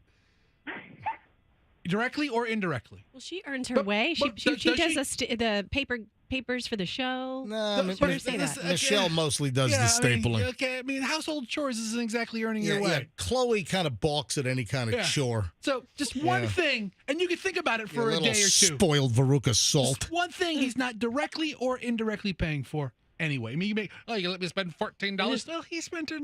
That's a good point. You're like my agent right now. I'm just saying, Chloe. You're like my publicist. If we're gonna call it like we see it, we're gonna call it like we see it. Bye, Chloe. Okay. All right. Bye, guys. Bye, Chloe. But fun fact about Raya, it's actually spelled Ray, but if you're, We like to add the A, Raya. No, it is R-A-Y-A. It is. Hey, that's great news. I didn't realize I can deduct my Q-Flex hook apparatus.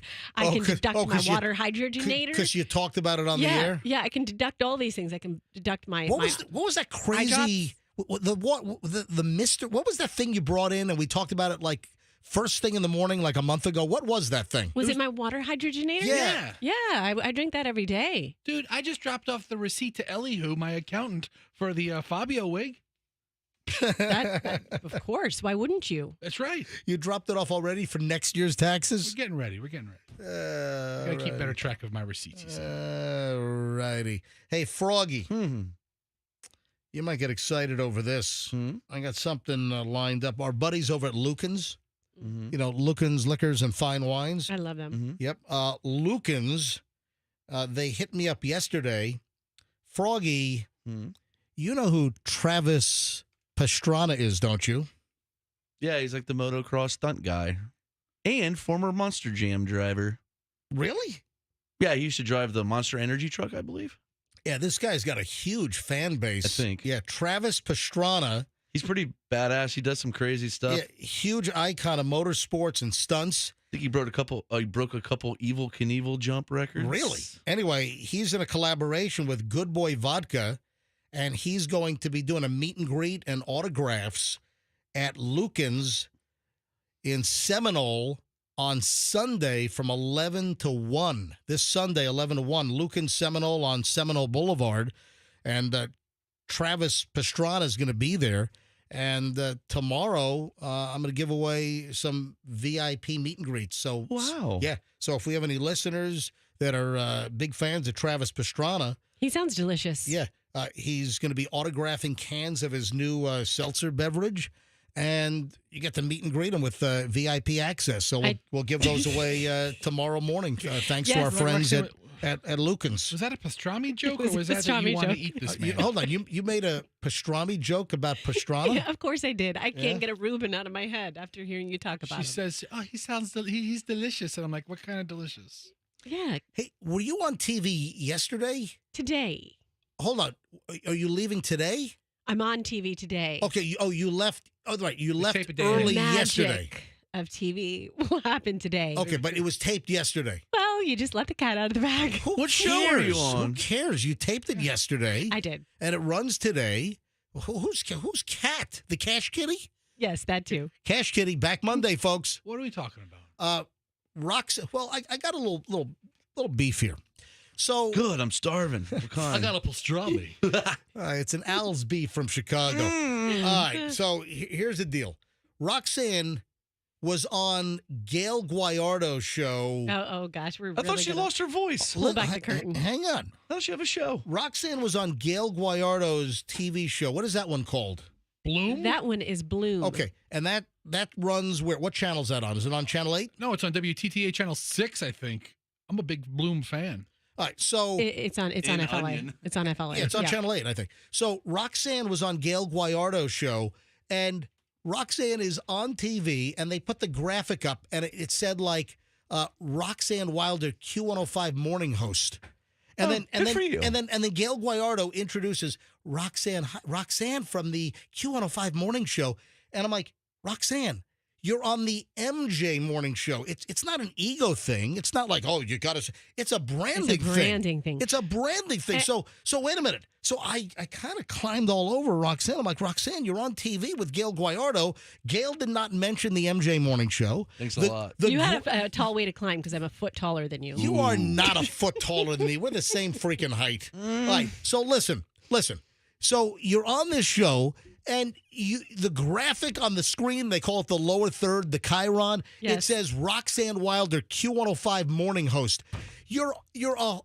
Okay. It should say co-host MJ morning show. It's branding. So I read Roxanne the Riot Act, and then yesterday you taped for, is it Morning Blend? Morning Blend, and that's on Channel 28, right? Mm-hmm. Yes. Okay. And so I said to Roxanne, make sure that the Chiron says Roxanne Wilder MJ Morning Show, Well, and hold that you get introduced as MJ Morning Show. Now that it's been taped, you were there. You did it yesterday. Yeah. It runs today. Did they mention MJ Morning Show? Okay, a couple things. Can we back up a step to my rationale or my reasoning for one more what second. happened on Bloom? You mean the reasoning for not actually Yes. promoting the show you're on? Yes. And having like a generic Yes. morning co-host? Because morning host? I don't set up these segments. I was asked to be on, and I had meeting after meeting after meeting, midday show, boom, boom, boom. I literally walked onto the set. Roxanne. Hello, Gail. Sat down. They put a mic on me. Boom. Listen. I didn't have time to say, excuse me, camera. But that's what you have to Back make. up. That's Stop. what you have to make time for. Whenever I do a TV segment, I always confirm what the chyron, what the graphic's going to say on TV, and to please introduce me as MJ from the MJ Morning Show on Q105. So, this guy's a diva. Hold on. When did you do the Bloom show? Was that yesterday? You did two TV shows yesterday? No, Bloom was like a couple weeks ago. Bloom was a couple of weeks I didn't ago. know that. Okay. Yeah, and then yesterday she taped the Morning Blend, Yes. which runs today. So what I did when I got there is I talked to Lisa, the producer. I said, Lisa, Yeah. MJ's going to have a category 5 if you're talking hurricanes. Meltdown if you don't put up Lisa, are MJ you Morning okay? Show. I'm Lisa. I'm the producer here of this show here, Morning Blend. Lisa, do you shave your legs much? Nope. All right, go ahead. Nope. What's up, Rox? I was like, Are your pit by the hairs way- braided? By the way, you're nothing like Lisa. It's Lisa. all right. What, Rox? We're very busy here at Morning Blend. This Lisa person you've created. We could have got A-list celebrities on here, but Froggy wasn't available. Yeah, of course. Hal Herman was too Of course. busy, so we got he's, you. He's booked. He's booked. And I said, listen, MJ is going to like be irate if we don't get this done properly, everybody. So let's make sure. No, I'm just kidding. I didn't This say is that. not an appeal. This I is didn't just say it. that. I just said- You're on the MJ Morning Show. It ought to say Roxanne Wilder, what I said. co-host MJ Morning Show. I said, you got me up there as a MJ Morning Show. Yes, we do. Okay, great. That's all. That's how it went down. I'm going to be Then- TiVoing this. I'm going Of to course you are. confirm this. Okay. All right. What time does it run? Confession. What time All does right. it run? All right. Sometime in the 10 o'clock hour today All on right. ABC Action News, our news It's partners. sometime at the 10 o'clock hour, either 10 or 10:15 or 10:30. Amy, can you confirm, Amy, what time? I am Lisa. I am not Amy. Oh, I'm sorry, Lisa. What's morning blend sounds like a drink. Yep, that's how it got started because we're a bunch of alcoholics. Sounds like it's like some kind of kombucha with like THC mixed in it. Yeah, that's right. It's the morning blend. That's how we got it. Lisa, how long have you been doing this Gonna job? drop some crystal meth in there as well. You okay, Special Lisa? blend. Hey, I'm getting a little choked up with my morning blend. Okay. Okay. Listen, I have to warn you, MJ. So I sit down, and Natalie, who is the host of the show, loves the MJ Morning Did Show. Lisa prep Natalie before you got there? Yeah, it's Natalie. hey, Natalie. Yeah. We got Roxanne Wilder. I love her. She's from the MG show. She's great. The MG Morning Show. Yeah. I don't know. I think it's about old British cars. All right, shifting gears. So Okay, I'm going to be monitoring well, this. There's one little thing that you're not gonna like. That's fine. Whoa. There's one little thing I'm not going to like. Oh, here comes the big reveal. What am I not going to like? Eventually, we did talk about the MJ Morning Show. Natalie talked about it. She's like, that's how she keeps up with me. She hears all the stories that we tell. So Yeah. that was good. But like prior to that, they did say Roxanne from Q105. And they just, and in my head, I was like, okay. Son of a. Did Natalie ever say MJ Morning Show? She did eventually. my But God, I that's thought gotta- to myself, as the words were coming out, I'm like, oh, MJ's going to watch the first minute of this and be And irritated. smash my television set. I just know Natalie doesn't walk around saying, "Hi, I'm Natalie from ABC affiliate in Tampa." Hey, I've got exactly. Yeah. Or Natalie from TV. I'm Natalie from TV. Yeah, that's it. That's it. And my producer's Amy. I'm sorry, Lisa. Yeah, Lisa. Lisa's my producer. I got Amy railroaded out of here.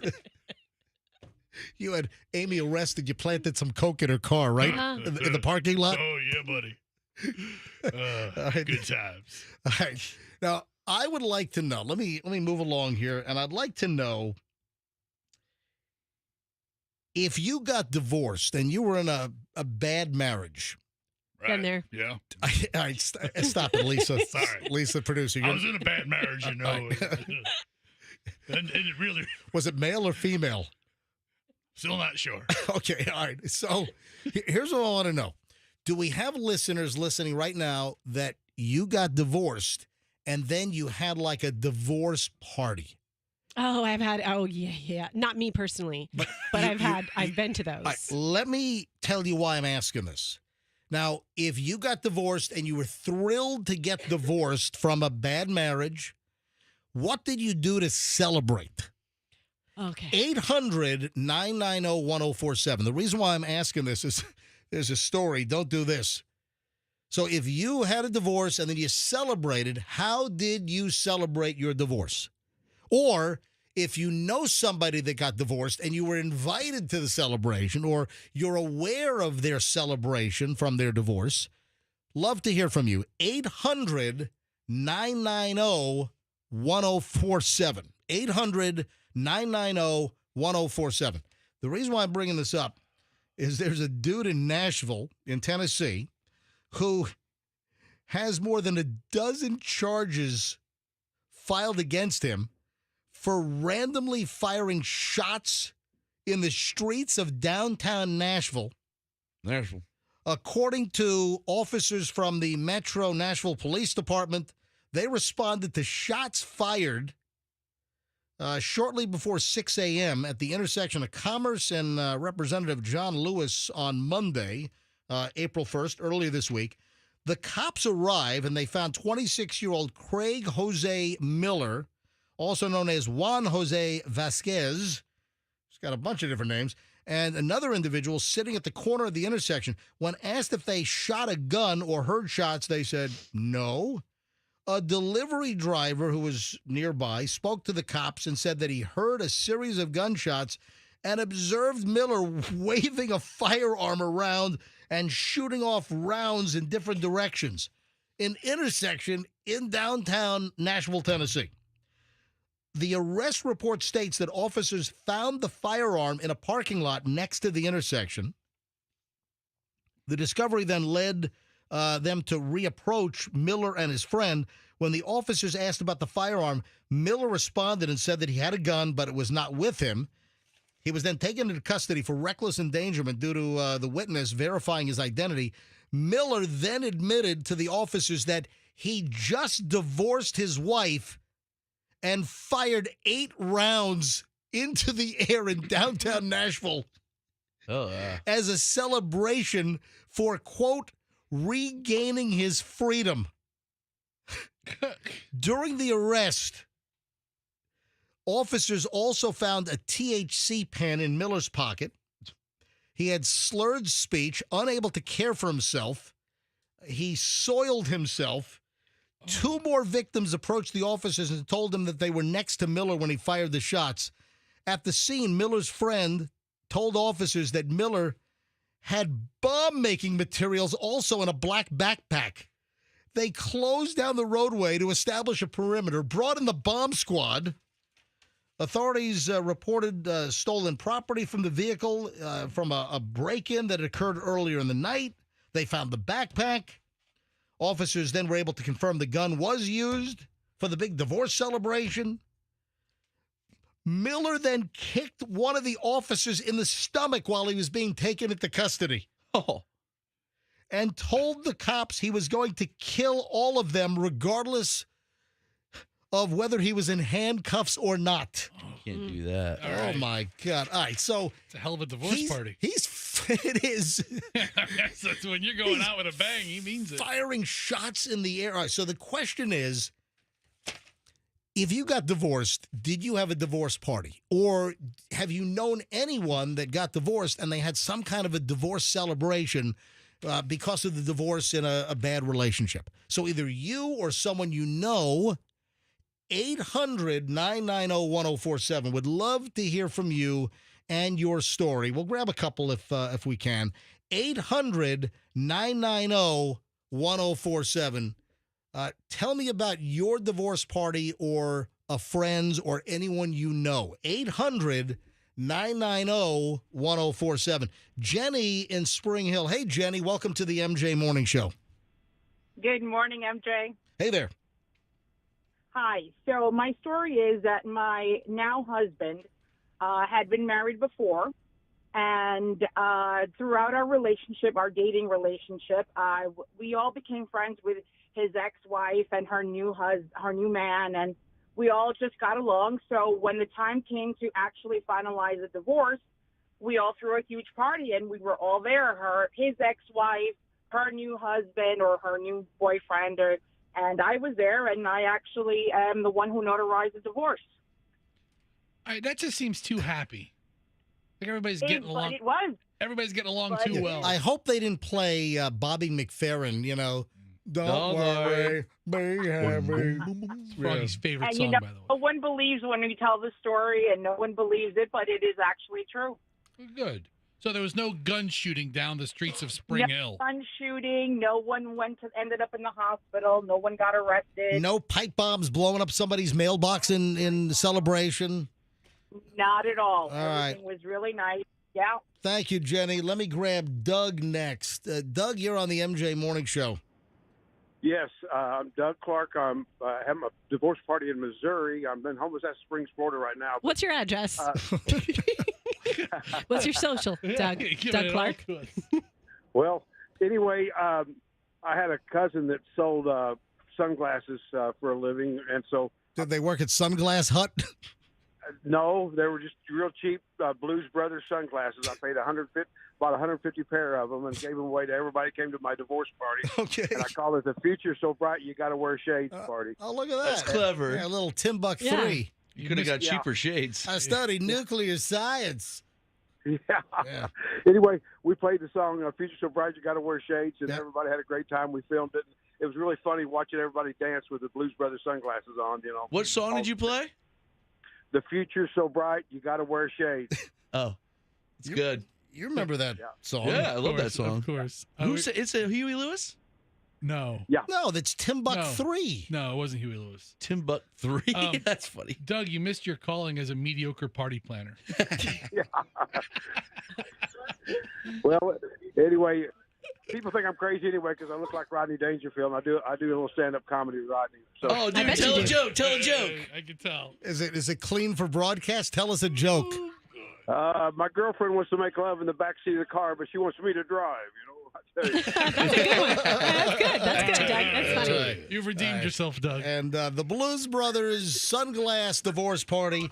It's 106 miles to Chicago. We got a full tank of gas, half a pack of cigarettes. It's dark, and we're wearing sunglasses. Hit it.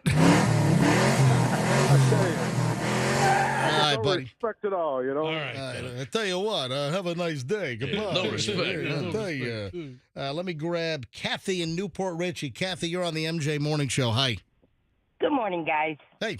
This is funny. My ex and I, we would celebrate our divorce we'd celebrate our wedding anniversary and our divorce anniversary every year. We had another child out of it. And we would actually go to dinner and everything to celebrate. Well, hold on a minute. You would celebrate the divorce with your ex, and you guys you had relations to celebrate your divorce, and you got impregnated and had another kid? Yes, we did. That's awesome. February 8th, we would go to dinner to celebrate our wedding anniversary, and June 26th, we would go and celebrate our divorce. Wow. Man. And we ended up having another beautiful daughter. Did you guys ever get back together to raise the daughter or no? Oh, yeah, we did it together. He was a fantastic. Unfortunately, he passed away of cancer. Oh, I'm sorry to hear that. He was fantastic, and we just couldn't live together. That's pretty much what it was. Kathy, thanks for the call. Angela in Tampa. Angela, MJ Morning Show, you're up. Hi. Good morning, MJ. Good morning, Angela. That was a very come hither little hello. Good morning, MJ. Was it? Yeah. All right. What's up, Ange? Oh, thank you. Yeah, I attended a ceremony. It sounds like you're hitting on me, to be quite honest. Hey, easy, Angela. No, it doesn't. No, I know you're married. All right. It sounds like she doesn't open her whole mouth when she talks. All right, go ahead, Angela. Yeah, I attended a ceremony for some good friends of mine. They were married 5 years. And they did what is called a cord cutting ceremony. So it basically says, we gave it our best shot, we tried, but we still love and respect each other, and so it was kind of a celebration of respect that they had for each other and the love. And we did it in a little spot called Sacred Space of Tampa, and you would hate it. You would hate it because it has all that stuff that you're not into, but I think Roxanne would love it. Okay, cool. Well, hold on. What are the things that you think I don't like? Well, there's a lot of like meditation. Well, it's like modern hippies. A lot of hippies. People don't shave their armpits and stuff. Well, I don't really like that. Yeah, Roxanne's not the hairiest person I know. But we use a lot of the essential oils and stuff that you're into, that kind of stuff. Roxanne, you ought to move into an ungroomed phase in your life. What do you think?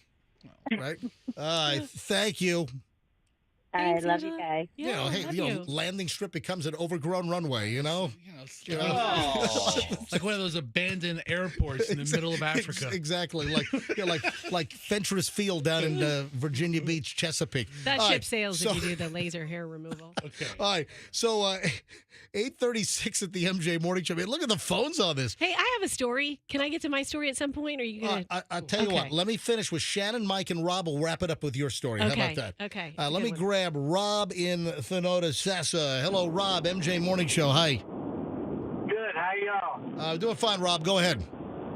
Well, my girlfriend, my wife now, was married for 24 years, and I had moved down here from Tennessee we started talking anyways. She had a party after being divorced. She was married for 24 years, and then I got divorced about 6 months later, and I was married for 32 years. So we had a big old celebration. Wow. And were there any gunshots involved? No. Probably if I was in Tennessee, I probably would, but she lived in one of them hoity-toity gated communities, so we couldn't do that. Yeah, they frown on gunshots. I mean, this whole story originated in Tennessee with the guy firing the gun in Nashville. Wait, Mike is calling in from Nashville. Mike is in Tennessee. Tennessee. Hello, Mike. Welcome to the MJ Morning Show. Oh, thank God you've answered. Oh, thank God you've answered, Mike. And hello, Mike. You're on the MJ Morning Show. I got Flappy sitting next to me. Hey, anyways. Flappy doesn't work here. I know. So 15 years ago, I used to live in Fort Myers, Florida. Right. I had a buddy who went through a really bad divorce, and he rented one of these event centers and had a party like all weekend long with DJs and everything. How much did he spend on the divorce party? I don't know. We were all messed up, dude. We were all messed up. So it's pretty common here, shooting in the air. My wife actually was driving down the interstate one day, and she's like, I heard a loud bang in my car, and I don't know what it is. And when I looked at the hood of the car, she had a bullet stuck in it. Dude. Oh, my God. A bullet was fired up and came down and embedded in your wife's hood of her car? Yeah. Right on I-24 here in Nashville, and I'm like, oh, my God. Holy. And it's pretty common here. People be driving, and next thing you know, they're getting hit by bullets. Yep. That's insane. Mike, thanks for the call. Thanks for calling in from Tennessee. One more call. Shannon in Sarasota. Hi, Shannon. This whole bit, the big finale, rests on your shoulders. Okay. So, me and my husband, or my ex-husband now, so the day of our divorce, he would never let me cut my hair. My hair was pretty long, so I cut it, like, really, really short. So I go into the divorce hearing, and he was like shocked my hair is real short. And then after the divorce hearing, we both went out to dinner. He took me about $500 on me. We had a great time that night. And then the next night, me and the girls went out to the strip club and celebrated. It was like a day and a night that I will never forget.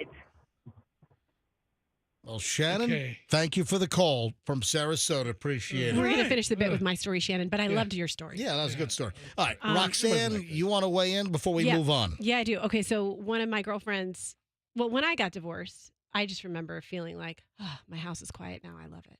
But I didn't have a party or anything because it's sad when you get divorced. But I will say, my girlfriend had a divorce. Her husband was not a great guy to her. And so when it was final, she had a big party and a big cake in the shape of a you-know-what. I don't know what a you-know-what is. A wiener. A wiener? Hold on. Your friend had a cake, a divorce cake in the shape of a wiener? Yeah, and the cake just said, Bill, you're a wiener, but it with the D word, right? That's what the cake said. And then you ate the cake? Well, I'm glad you brought that up. You know, I don't get my sugar from cake. I get my sugar from alcohol. So I'm not a big cake eater, but then they ate Did you have a slice of wiener cake? No, I didn't. I did not. But, I mean, it Where was a do great... I don't think you can go to the Publix bakery to get a wiener cake. Okay. I'm sure the cake girl will probably make you a... And that's where I was going with this. Right. I mean, it was a lovely celebratory thing for her. She got a lot of gifts like sex toys and stuff. And it was just a really nice send-off of not having to be married to someone anymore and, you know, better things are on the horizon. But when you Google divorce cakes, oh, man, they have some good ones. So I bet you the cake girl has done a divorce cake in her time. What time is it? It's 8:40. 8:40. You know what? Let me try. I'm going to try calling the cake girl here. I don't know if she'll recognize. Let me see if I can call the cake girl and ask cake girl. Here we go. I'm looking at one divorce cake. It says, "You're dead to us. We hope you fail." That sounds delicious. I did. I'm done. Problem solved. And then like someone being pushed. Yeah, this is good. I guarantee you she's done one. Hey, Andrew, I'm calling the cake girl. Pick up Hot 1 and see if the cake girl picks up. But she might not recognize the studio line number here. Yeah, and that's a good question with the cake girl. And again, another great advertiser here on the MJ Morning Show. And hey, they're coming into wedding cake season. And of course, the cake girl makes the most unbelievable wedding cakes you have ever seen. I mean, the most unbelievable anything cake you have ever seen. Thecakegirl.com. Oh, she picked up. Thecakegirl.com, the cake girl. And look who we have. We have the cake girl. Christina, the cake girl. Welcome to the MJ Morning Show. Thanks for picking up. Thank you for having me. Good morning, everybody. All right, so we're talking about divorce celebrations. How many divorce cakes have you? I mean, you're famous for the most unbelievable wedding cakes. Have you done divorce cakes? You know, they've had requested it before. Never done one yet. But they have been a request, and I know we haven't done it yet because probably when they requested it, we've been fully booked. So we always say just try to request or inquire with time. Yeah, so you need enough lead time. But oh yeah, yeah. But you know, some of the cakes you've done, you know, the MacDill aircraft hangar and the KC-135R, and yes. that cake you did for the air show was unbelievable. Is that still up on your website or is it on your Instagram? It is on Instagram right now, and on Facebook, and it's going crazy. We had a lot of good comments, a lot of good feedback. Everybody still can't believe it is a cake. A lot of people thought it was fake. It was just a little mock-up of their building, but no, it was all cake. All right, so it's on Instagram. You can go to the Cake Girl's Instagram. Take a look at these cakes, thecakegirl.com, and listen. Maybe an MJ Morning Show listener will put an order in for the first divorce cake for you. Hey, yes, let's do it. Thecakegirl.com. All right, Christina, good to talk to you. Thank you so much, guys. Have a good day. You too. Bye-bye. Well, there you have it. I'm thankful she picked up. Hey, I want to make another call here quickly. Guess what's making national news now? Now, this was news here like a month ago or more. Hang on. I printed out the story. It was February. So we talked about this in early to mid-February, the fact that Beer Can Island, you know, the island in the middle of, Tampa Bay. Yeah, it was for sale, right? Yep, where people had been gathered for years, pulling their boats up, and there was even like a tiki hut and some porta potties out there. That little deserted, uninhabited island in the middle of, Tampa Bay or Old Hillsborough Bay, and now it's closed. Now it's this private island. You're not supposed to go on it because it's up for sale. So we did this story back in February about this group of guys that bought the island for like $64,000 back in 2017. $64,000? They bought that island for $64,000. Hang on, I have the names here. You kidding me? Carl Weaver, Johnny Gadd. I was like a porn star. And a few of their friends. They bought this island for $64,000 in 2017. And now, as we told you back in February, It's on sale now for $14.2 million. Well, guess what? We did the story in February. Okay. New York Post had it splashed on their website yesterday. Want to own a deserted island? Party hotspot, Beer Can Island, listed for $14.2 million. So now, Damn, that's a hell of a profit. yeah, now we're getting, the other names, James Wester, Cole Weaver, Russell Loomis, along with Johnny Gadd. Oh, they say Cole Weaver. So is it Carl Weaver or Cole Weaver? God, would they each put in $15K? Yeah, let's all put in a couple of bucks and buy this island. Jesus. And now for a couple of years. The island's for sale for $14.2 million. Good for them. Listen, we've already talked about this like almost 2 months ago, but now it's being picked up. I guess Fox Business, the New York Post, they're picking up the story, and there's even a picture of maybe it's the real estate agent putting a sign. There's a for sale sign on the island and shoal area for sale by owner, 813-434. Anyway, showing by appointment only, Cole Weaver. So do they have a listing agent, or are they doing it themselves to save the commission? You know, there's a whole shakeup in the real estate commissions. You saw that, Mm-hmm. you know. All right, so here's what I'm going to do. Let me call the number here and see if we can arrange a showing. Because I think that if I'm going to get Beasley to fork over $14.2 million, that ought to be easy. We couldn't get a new studio, but I'm thinking that we can buy beer. We'll turn it into MJ Morning Show Island. Oh, God. Is what we'll do. Oh, that sounds like Epstein. Like, no. All right, Oh, now, God. Yeah, I don't know that I want my name on any island anymore. You're equating MJ Morning Show Island with Epstein Island? What's the matter with you? When I hear someone buy an island, I think you're going to do unsavory activities on the island. Stop it. Hang on. 813-434. I heard bad things about MJ All right. Island. I think it goes to a Google screener. Hello. Please state your name after the tone, and Google Voice will try to connect you.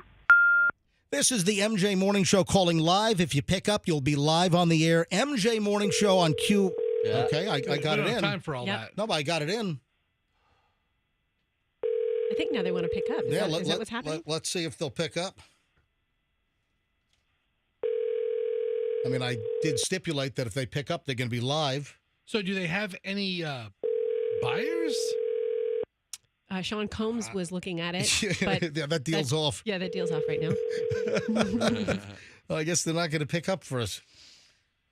The Google subscriber you have called is not available. Son of a... Please leave a message after the tone. This is the MJ Morning Show on Q105, 104.7 FM. And we're interested in buying the island, and we want to turn it into MJ Morning Show Island, not to be confused with Epstein Island. Roxanne, why would you say that?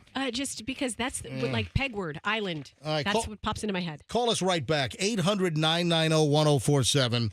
I want to arrange a showing. Yeah. Boat us out there. All right, call us back, MJ Morning Show, Q105. Thank you. You never been there, MJ? You know what? I never have. It's a kind of dumpy. Since the last time I went, it's just, There's thorns. Yeah. There's really no amenities there. No, you nothing just there. stay on your boat and then you wade to the shore and sit There's there. old chairs that homeless people left in the middle of the woods. Well, hold on. What kind of homeless people are on an island in the middle of Old Hillsborough Bay? The people from Gilligan's Island? Or Tampa Bay, whatever that technically is called. Build a raft or something? How do they get out there?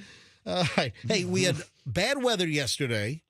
It hit me at about 3 o'clock. The really bad weather hit South Tampa about 3 p.m. Then we had another wave, and our power went off like 3 times, like for only like 2 seconds. And I'm like, oh, son of... Because usually when the power glitches at the house, it's like, ka-dunk, and then it comes back on.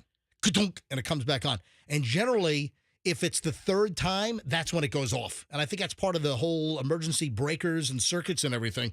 But we had 3 glitches, and the power did not go off last night. This is like 9:30, 10 o'clock. It was late. We had another wave come through South Tampa, but also there was a Southwest flight that had to make an emergency landing. We'll get to that coming up in just a bit. Also, Tampa Bay area making news again. We got a Bible thumper story you got to hear coming up in just a bit. I have 2 things real quick, too. I'm going to give you a clue, an audio clue. Does that give you a clue to what I want to talk about? The hell was that? I don't know. Is it that a siren? A siren? Okay. Okay. Oh. Is that a clue? Interesting. So we have to do that. MJ, don't forget about that. And I want to give a shout out to somebody. Shout out. All right. We love shout We're outs. loaded. Next. And don't forget, we made the announcement about an hour ago. The Cash Kitty is back. Starting on Monday, we're going to be giving away $1,000 multiple times a day. Starting Monday, you'll listen for the keyword and then text it or put it in on the website or the app. It'll be 8 a.m., 10 a.m., 12 noon, 3 p.m., and 5 p.m. Your chance to win $1,000 every single time here on Q105 and the MJ Morning Show. 8:50.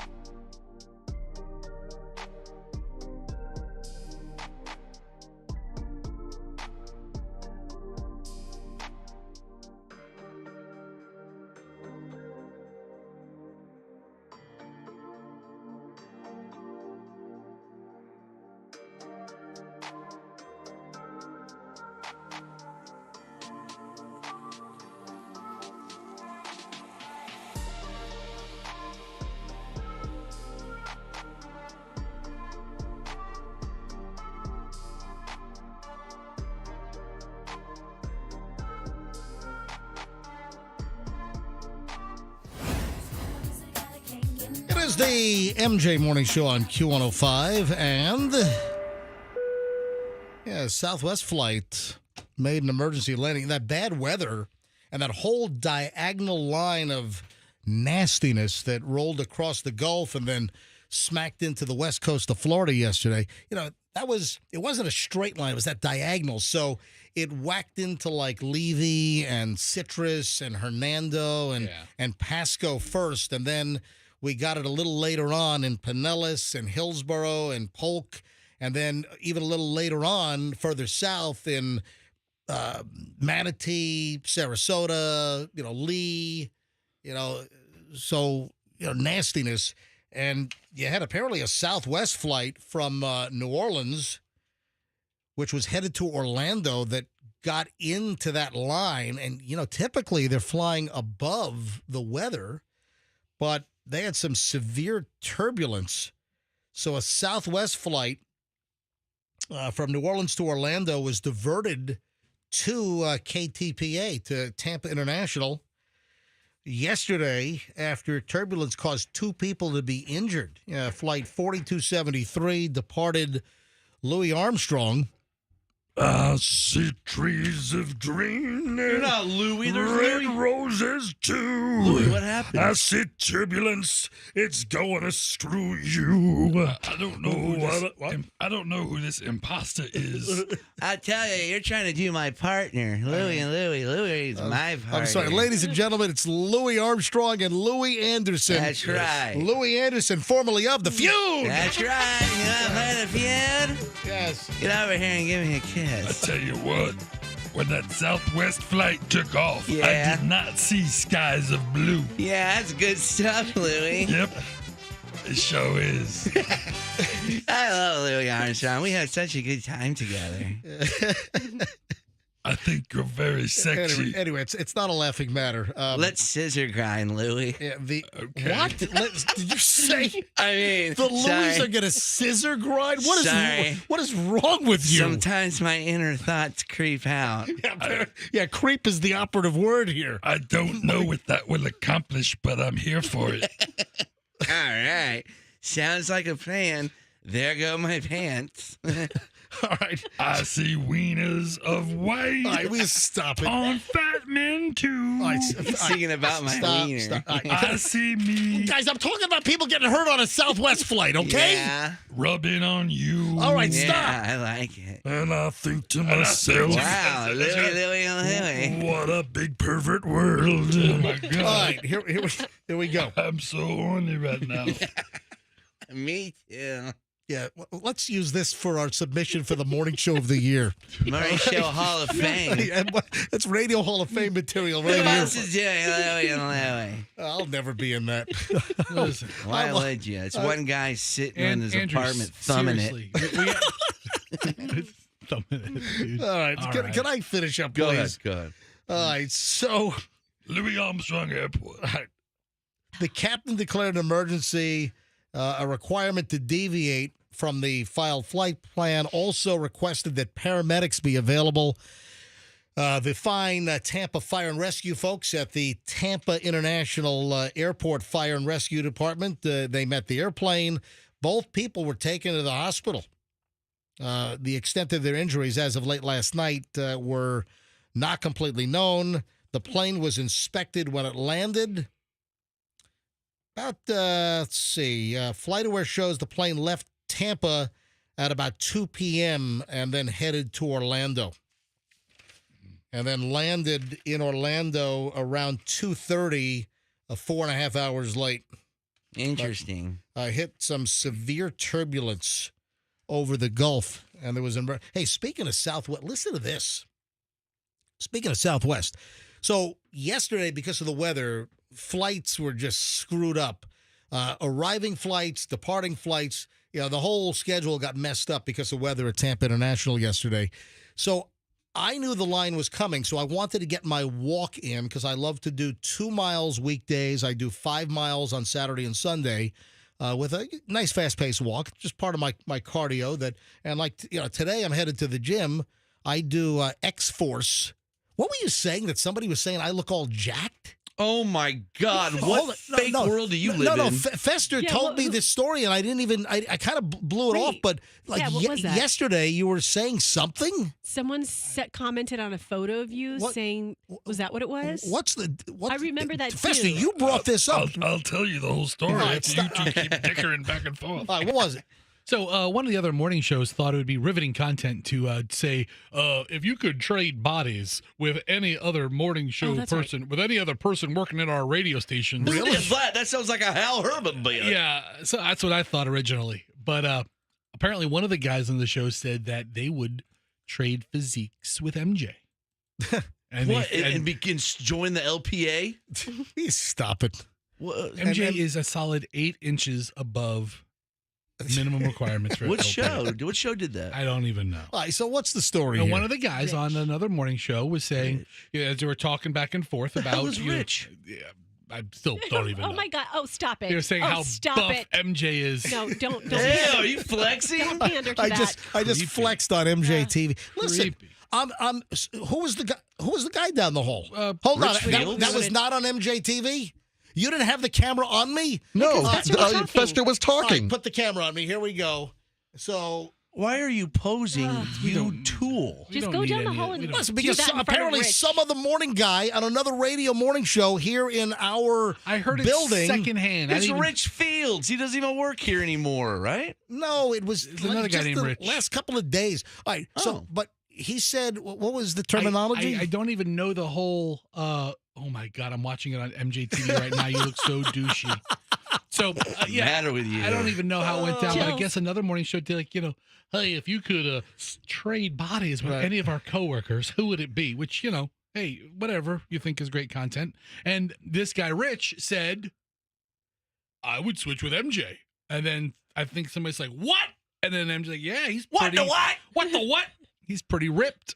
And that was it. Listen, and I owe it. I'm telling you, for the last year and 2 months, I've been doing X-Force Body 2 days a week, Mondays and Thursdays. I'm going to the gym right after the show, and I do these 30-minute workouts, actually like 20 minutes, but it's intense. And I'm in the best shape I've been in years. So... Wow, great. I'll have to go thank the guy down the hall for saying I'm all jacked and thanks ripped. for talking about how ripped I am. Yeah. This isn't awkward. I know that's gonna. What is that gonna start a budding friendship between you two? If you'd like, you could touch my muscles. All right, so let me finish up with my other Southwest story. So weather just screwed up the whole Tampa International schedule yesterday, and I got my walk-in because I knew it was going to be nasty. I got my walk-in about 2 o'clock.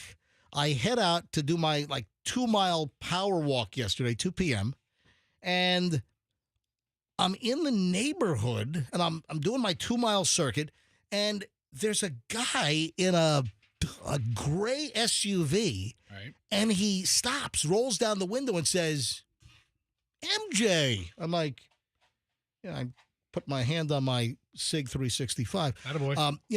I'm like, yes. And then he says, we're from St. Louis. Listen to you all the time on Z1077, our old affiliate in St. Louis. So when we were on the old station here in Tampa, we were syndicated in Jacksonville and St. Louis. We were on the air. The MJ Morning Show was on the air for 14 years in St. Louis, Missouri. And we were top rated. When we stopped, man, that station never recovered. They tried Elvis. They tried a whole bunch of more. Nothing worked. Hell, neither did FLZ. Yeah. Morning, everybody. It's Exactly. Elvis. Yeah. Not even I can save it. FLZ never saw the success after us, to the extent that we did it. But this guy listened in St. Louis, and now it turns out he listens every day online or on the replay on our podcast. And guess what? The dude was in my neighborhood because they were driving around because they had time to kill, because apparently they worked for a surveying company. They had some big corporate job, these 2 surveyors, and they were in town, and they were getting ready to leave Tampa to fly back to St. Louis yesterday on Southwest, but their flight was delayed 4 or 5 hours. So they're just tooling around the area in the rental car. They end up, in my neighborhood, and they see me walking, and the guy's like, dude, MJ? I'm like, yeah. I'm like, What are the odds of that? That's pretty crazy. That is pretty crazy. Hey, speaking of pretty crazy, that music is Pavlovian. This music is synonymous with Hal Herman.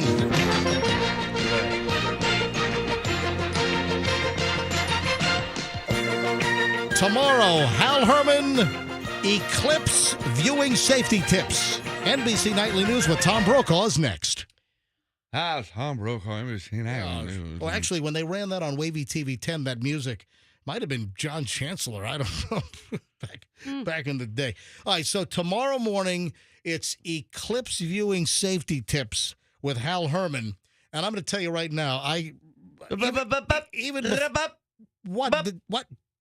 Louis, tell him what to are you shut up. What are you doing? I don't want David you to- Lee Roth and Gigolo? Bosdy, bop. Zip it up. Diddy bop. Viddy bop. I don't want you to be your dumb way that you do. You go, I know what he's going to do.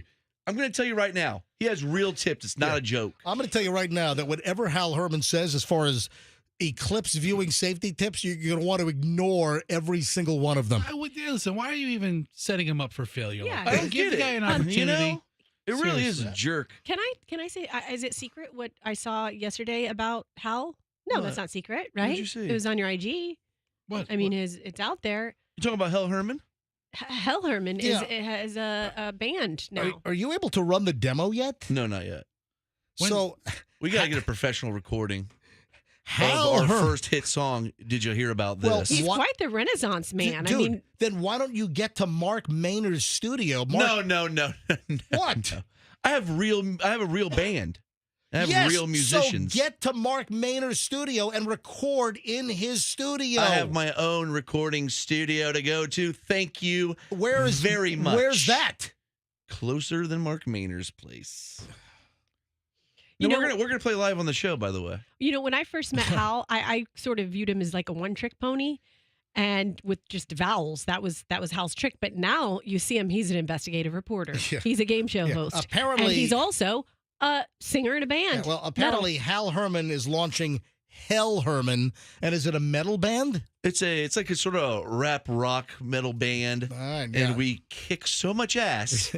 And I plan a big concert, maybe in the parking lot. What do you think? Yeah.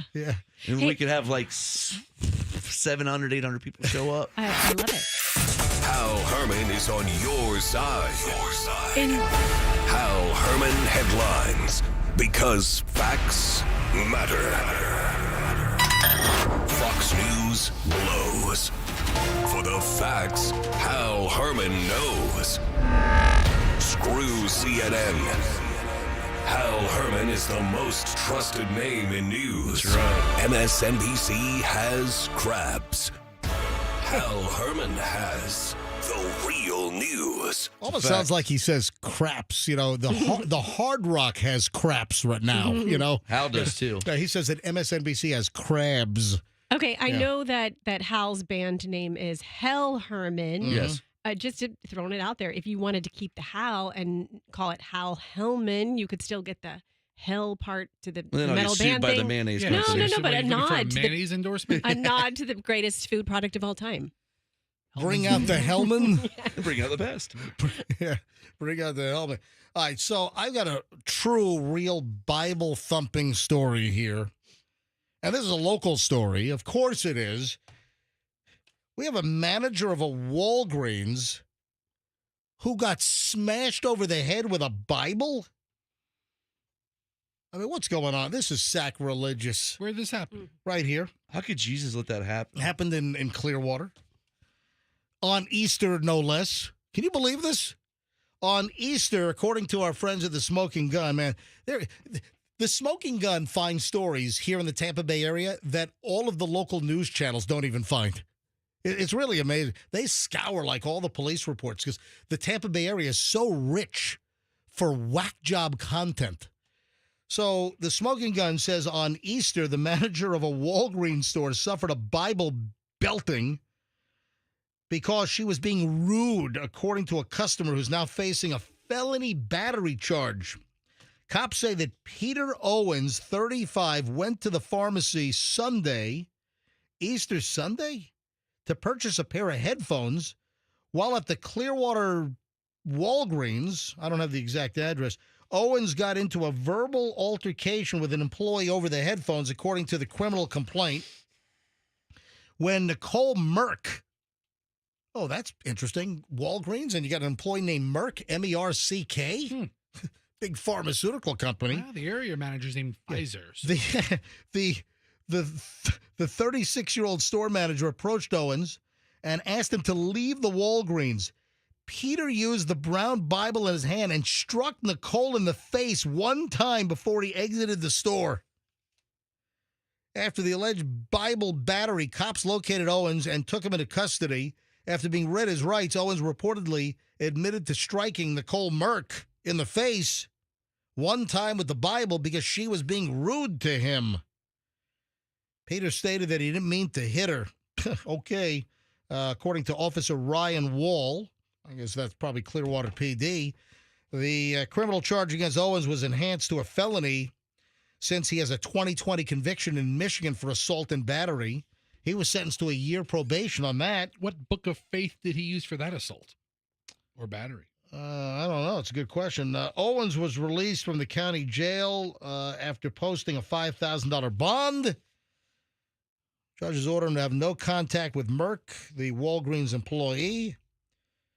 According to his Facebook page, Owens works as a golf instructor, is a Wayne State University grad, a Grosse Pointe, Michigan native. How ugly is he? He's pretty ugly. You know what? I haven't seen Grosse Pointe Blank, that movie with John Cusack, in a while. Oh, yeah. It just reminded me of that thing. I spent some time there.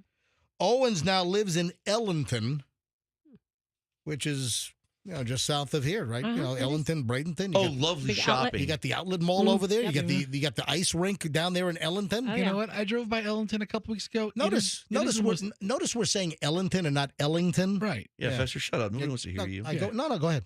Ellington looks like the most dated shopping plaza now that the new outlets are up. Okay, thanks. Thank you, It was Fester. a ghost town. Yeah. So do a little Ellington dig. Okay. Yeah, I'll dig on I Ellington. should have interrupted you more. Listen, I should call it Ellington. Screw you. How about that? I'm going to get with this golf instructor who lives down there and smack you with a Bible. Oh, man. Did you see speaking of Clearwater, you see what happened with this Clearwater fighter? Ooh. I can't believe we haven't talked about this more today. This is my favorite story. Wait. Oh, yes. I sent this to you. How could this? Well, it's kind of all over the news. Yeah, I mean, it's okay. I would not. Next time I won't send I would it have to you. not known about it. No, seriously, this is upsetting. Yeah, something.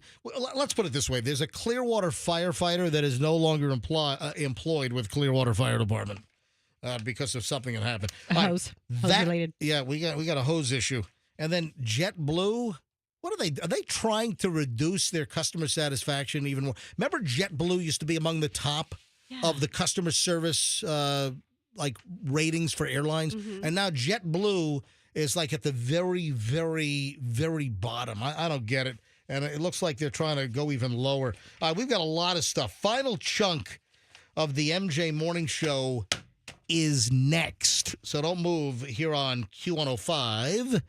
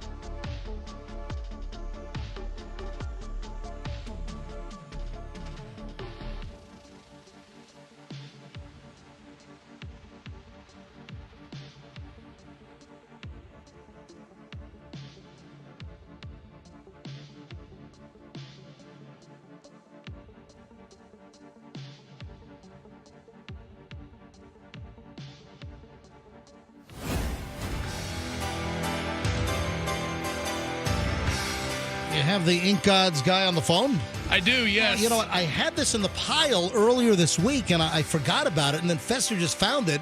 Thank you, Fester. You're welcome. All right, before we get to the Clearwater fire dude and his hose problem, first, though, kind of a follow-up here on the MJ Morning Show, and this is the culmination of a story that we talked about a while ago, the guy that had a Waffle House tattoo.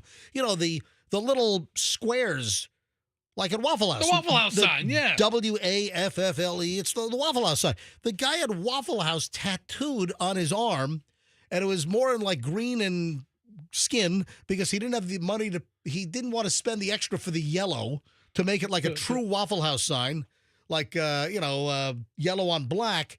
So this guy goes to a tattoo place here in the Tampa Bay area, Ink Gods, which is on 66th Street North in St. Pete. So the guy gets this Waffle House tattoo and then says he can't pay for it. Well, this turns into a whole thing. And go back to the smoking gun story. Sure. As a Florida man copped today to theft charges for refusing to pay $250 for the Waffle House tattoo that was inked on his right calf, with not much of a defense available to him. Max Kretschkant, 33, pleaded no contest to a misdemeanor charge related to his obtaining of the tattoo from Ink Gods in St. Pete back in December. Now, at the time, we talked to the artist and the owner of Ink Gods. And what was his name? Neil. We have him on the line right now. Oh, Neil Marcus. Yes. All right, so we have Neil back on the phone. Neil Marcus, the owner of Ink Gods. Neil, welcome back to the MJ Morning Show. Thank you. Glad to be back. Did you go to court for this? No, I didn't, man. The guy actually, like a couple of weeks after he got out, he actually called me. He apologized, and he paid me. You know what I mean? So I sent him a receipt, you know what I mean, saying, thank you, you can't come back to my shops, but at least he paid me, and he apologized. He said he was just having a rough night. So I haven't heard nothing about it since.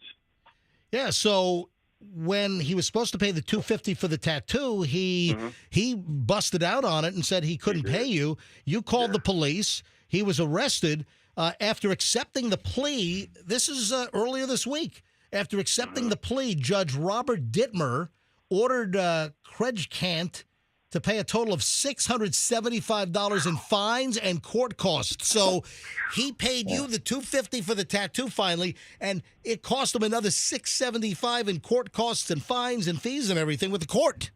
Oh my God, bro! Hey, listen, it just gets dumber and dumber, right? It does.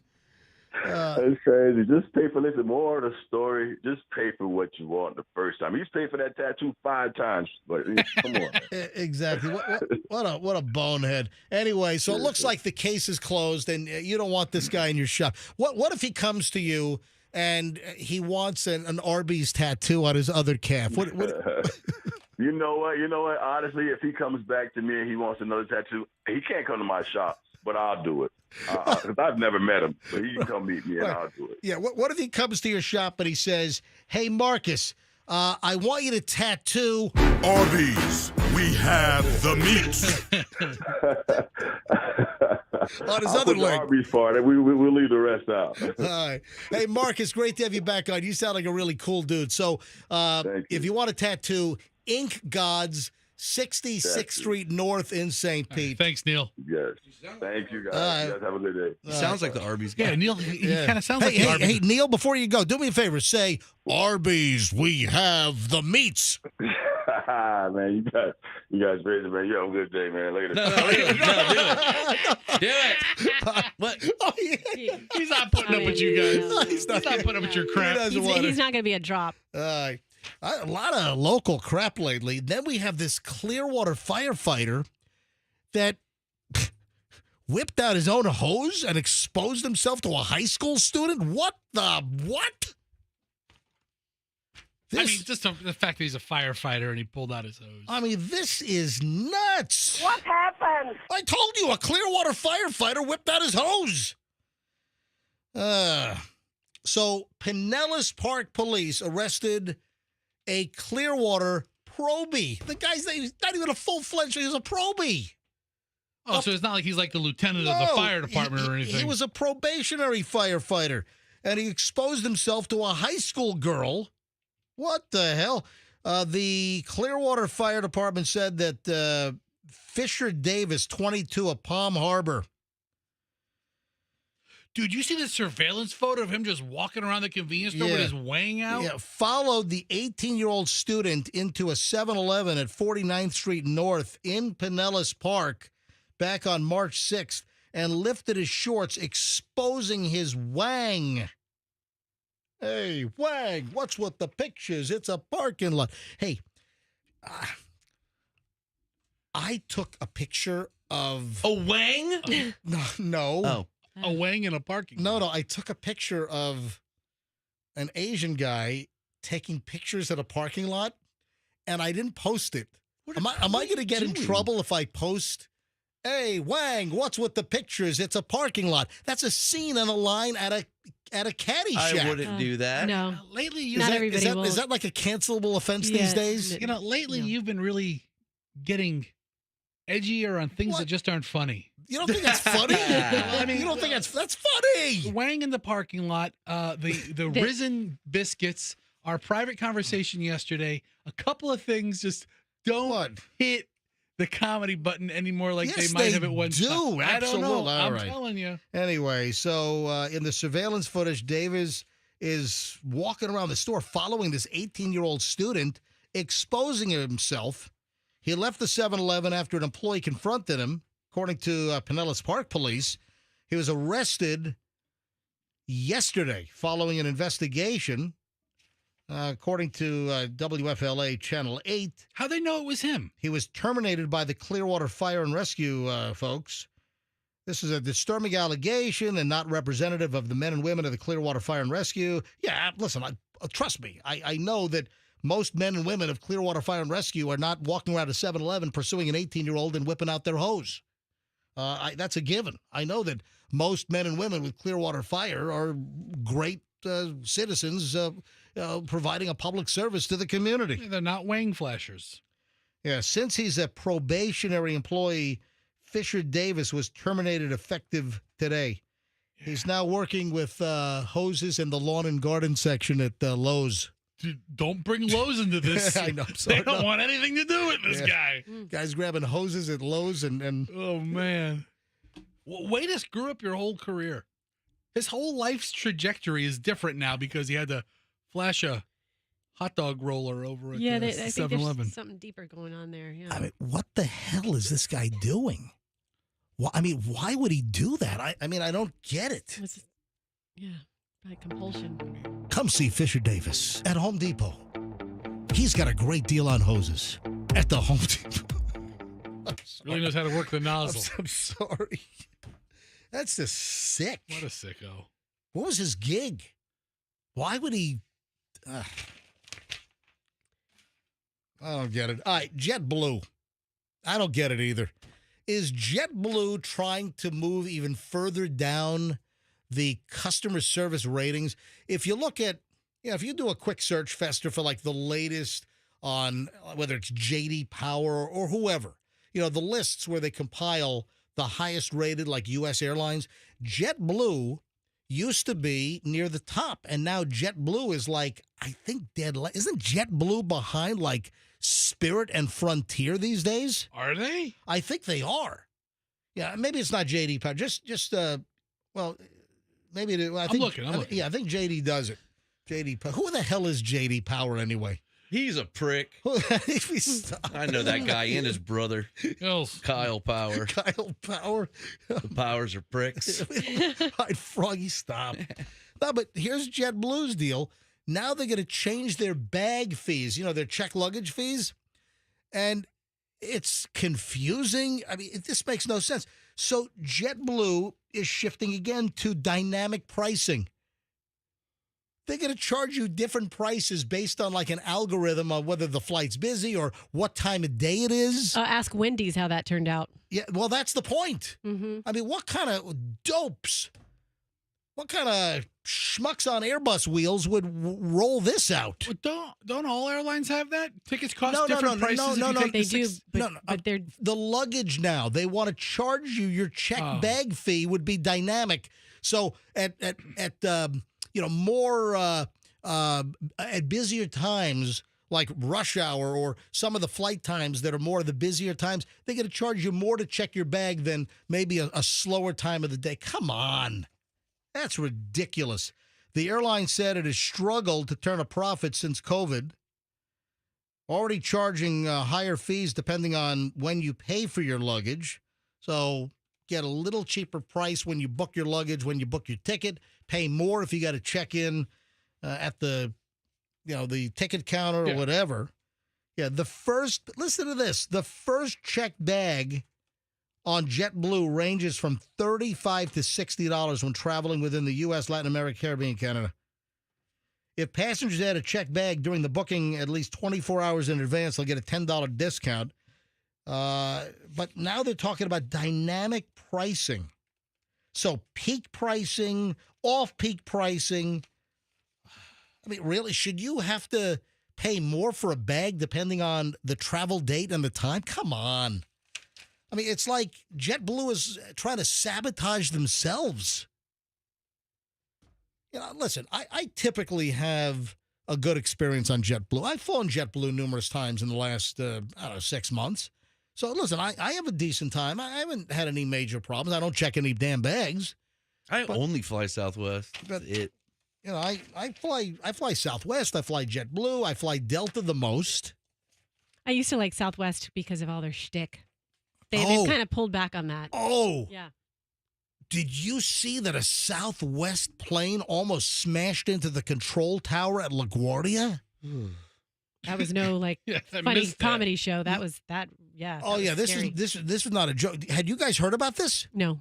I don't know why this is not getting more play. Fester, quick. What time is it? 9:39. Yeah, we got a couple of minutes here. Go to the Googles. Yes. And type in Southwest LaGuardia Tower. Yeah, let me see Fester spell LaGuardia. Holy crap, you spelled it right. Good job. Wow. I'm in New York. All right, look at this. I click on that, cbsnews.com.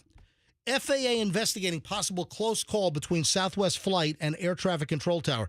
The FAA administration, or the Federal Aviation Administration, is looking into a Southwest flight that veered off course while on approach to land at LaGuardia and may have buzzed the air traffic tower with as little as 67 feet. You want to talk about a close call, a Southwest 737? I guess there was turbulence, it was foggy, there was low cloud cover, it was raining, but they almost hit. And if you know LaGuardia, there's the runway that comes in right over the Grand Central Parkway, and then you have the control tower right there. It's very close. And, I mean, I would imagine that it was an IFR, you know, but I mean, almost hitting the control. I mean, it's insane. Can you imagine what kind of mess that would have been? I mean, that would have been a fatal, horrific crash if a Southwest plane almost hit the control tower at LaGuardia. Well, if they would have actually hit it, it would have been a fatal mess. That's what I'm saying. Yeah. But if it actually hit it, it probably would have been a fatal mess. But if it actually, literally, for reals, have hit the control it would tower, have been a terrible mess. Been terrible. The plane had apparently drifted to the east and was no longer lined up with the runway. But it get caught up in the crosswinds? Well, yeah, that's what they're saying. The FAA said it's investigating to see if the off-course airliner flew over the 230-foot tall tower. That's crazy. I was so mad my last flight because I rely on turbulence to fall asleep, and there was none. It was a smooth flight. I was so pissed. Guardia Tower, Southwest 147, ILS 4. Southwest 147, LaGuardia Tower, only 4, clear to land. 4, clear to land, Southwest 147. Okay. Is the pilot? Oh, JetBlue 2813 inbound. Yes, I guess this is the audio. JetBlue 2813, LaGuardia Tower, only 4. And then I think, let me go to the end. I think there's a female air traffic controller that then is like, go around, Southwest, go around. Let me see. 20.8. 20.8, Southwest 147. So here it and is. what were the reasons for the two go-arounds? Okay. That was not aligned with the runway at all. He was like east of the final. He was not going to land the runway. He was not aligned with the runway east of final. He was not going to land on the runway. I mean, that is unbelievable. Boy, those air tower controller folks are the most unemotional people. No, and that's, I tell you what, when there's like an emergency, they like usually don't yell. It's pretty calm, actually. Guardia Tower, Southwest 147, ILS 4. Southwest 147, LaGuardia Tower, only heading. I cancel the approach clearance, 3000 runway heading, break air 5784. Southwest 147, you with me? Yep, just trying to work things out here. Southwest 147, we're climbing at 2000, heading 060. Break air 5784, climb maintain 4000. Yeah, anyway, there's like an audio chunk where it's like, go around, Southwest, go around. I mean, do you... Coming right at us! That was real funny. Is that from Airplane? Real funny. Let's make fun of Andrew's horrible situation. Playing audio bites from Airplane now. Andrew, surely you must be kidding. That would be, hey, I am not kidding, and don't call me Shirley. All right, anything else before we get out of here, guys? 2 good things for tomorrow. What was your shout out that you had to give, Roxanne? Shout out to Craig. I love Craig. He's one of my dear friends, and he is the president of DSAP-B, Down Syndrome Association of Tampa Bay. I love doing his event every year, which I did a month or so ago, and he was listening to the show earlier. MJ likes me to have when I'm on TV, like I will be today on Morning Blend, he likes it to say MJ Morning Show co-host. Exactly. And Craig was very happy that in the program that he did it correctly. It said co-host MJ Morning Show. Didn't you get an award? Roxanne. I did. Thank you for asking. Oh, that's I nice. did. You got a big award I for did. MC of the Lifetime. Well, congratulations. I don't want any awards. You don't deserve any. You suck. We got to roll, folks. 9:44 at the MJ Morning Show. Don't forget the Cash Kitty's back. $1,000 starting Monday. Every day, your chance to win the $1,000 happens 8 a.m., 10 a.m., 12 noon, 3 p.m., and 5 p.m. You listen for that keyword and you text or you put it in on the app or our website. All starts Monday morning at 8 o'clock right here on the MJ Morning Show on Q105. Folks, we'll see you tomorrow for the Friday show. Have a great one, and let's be careful out there.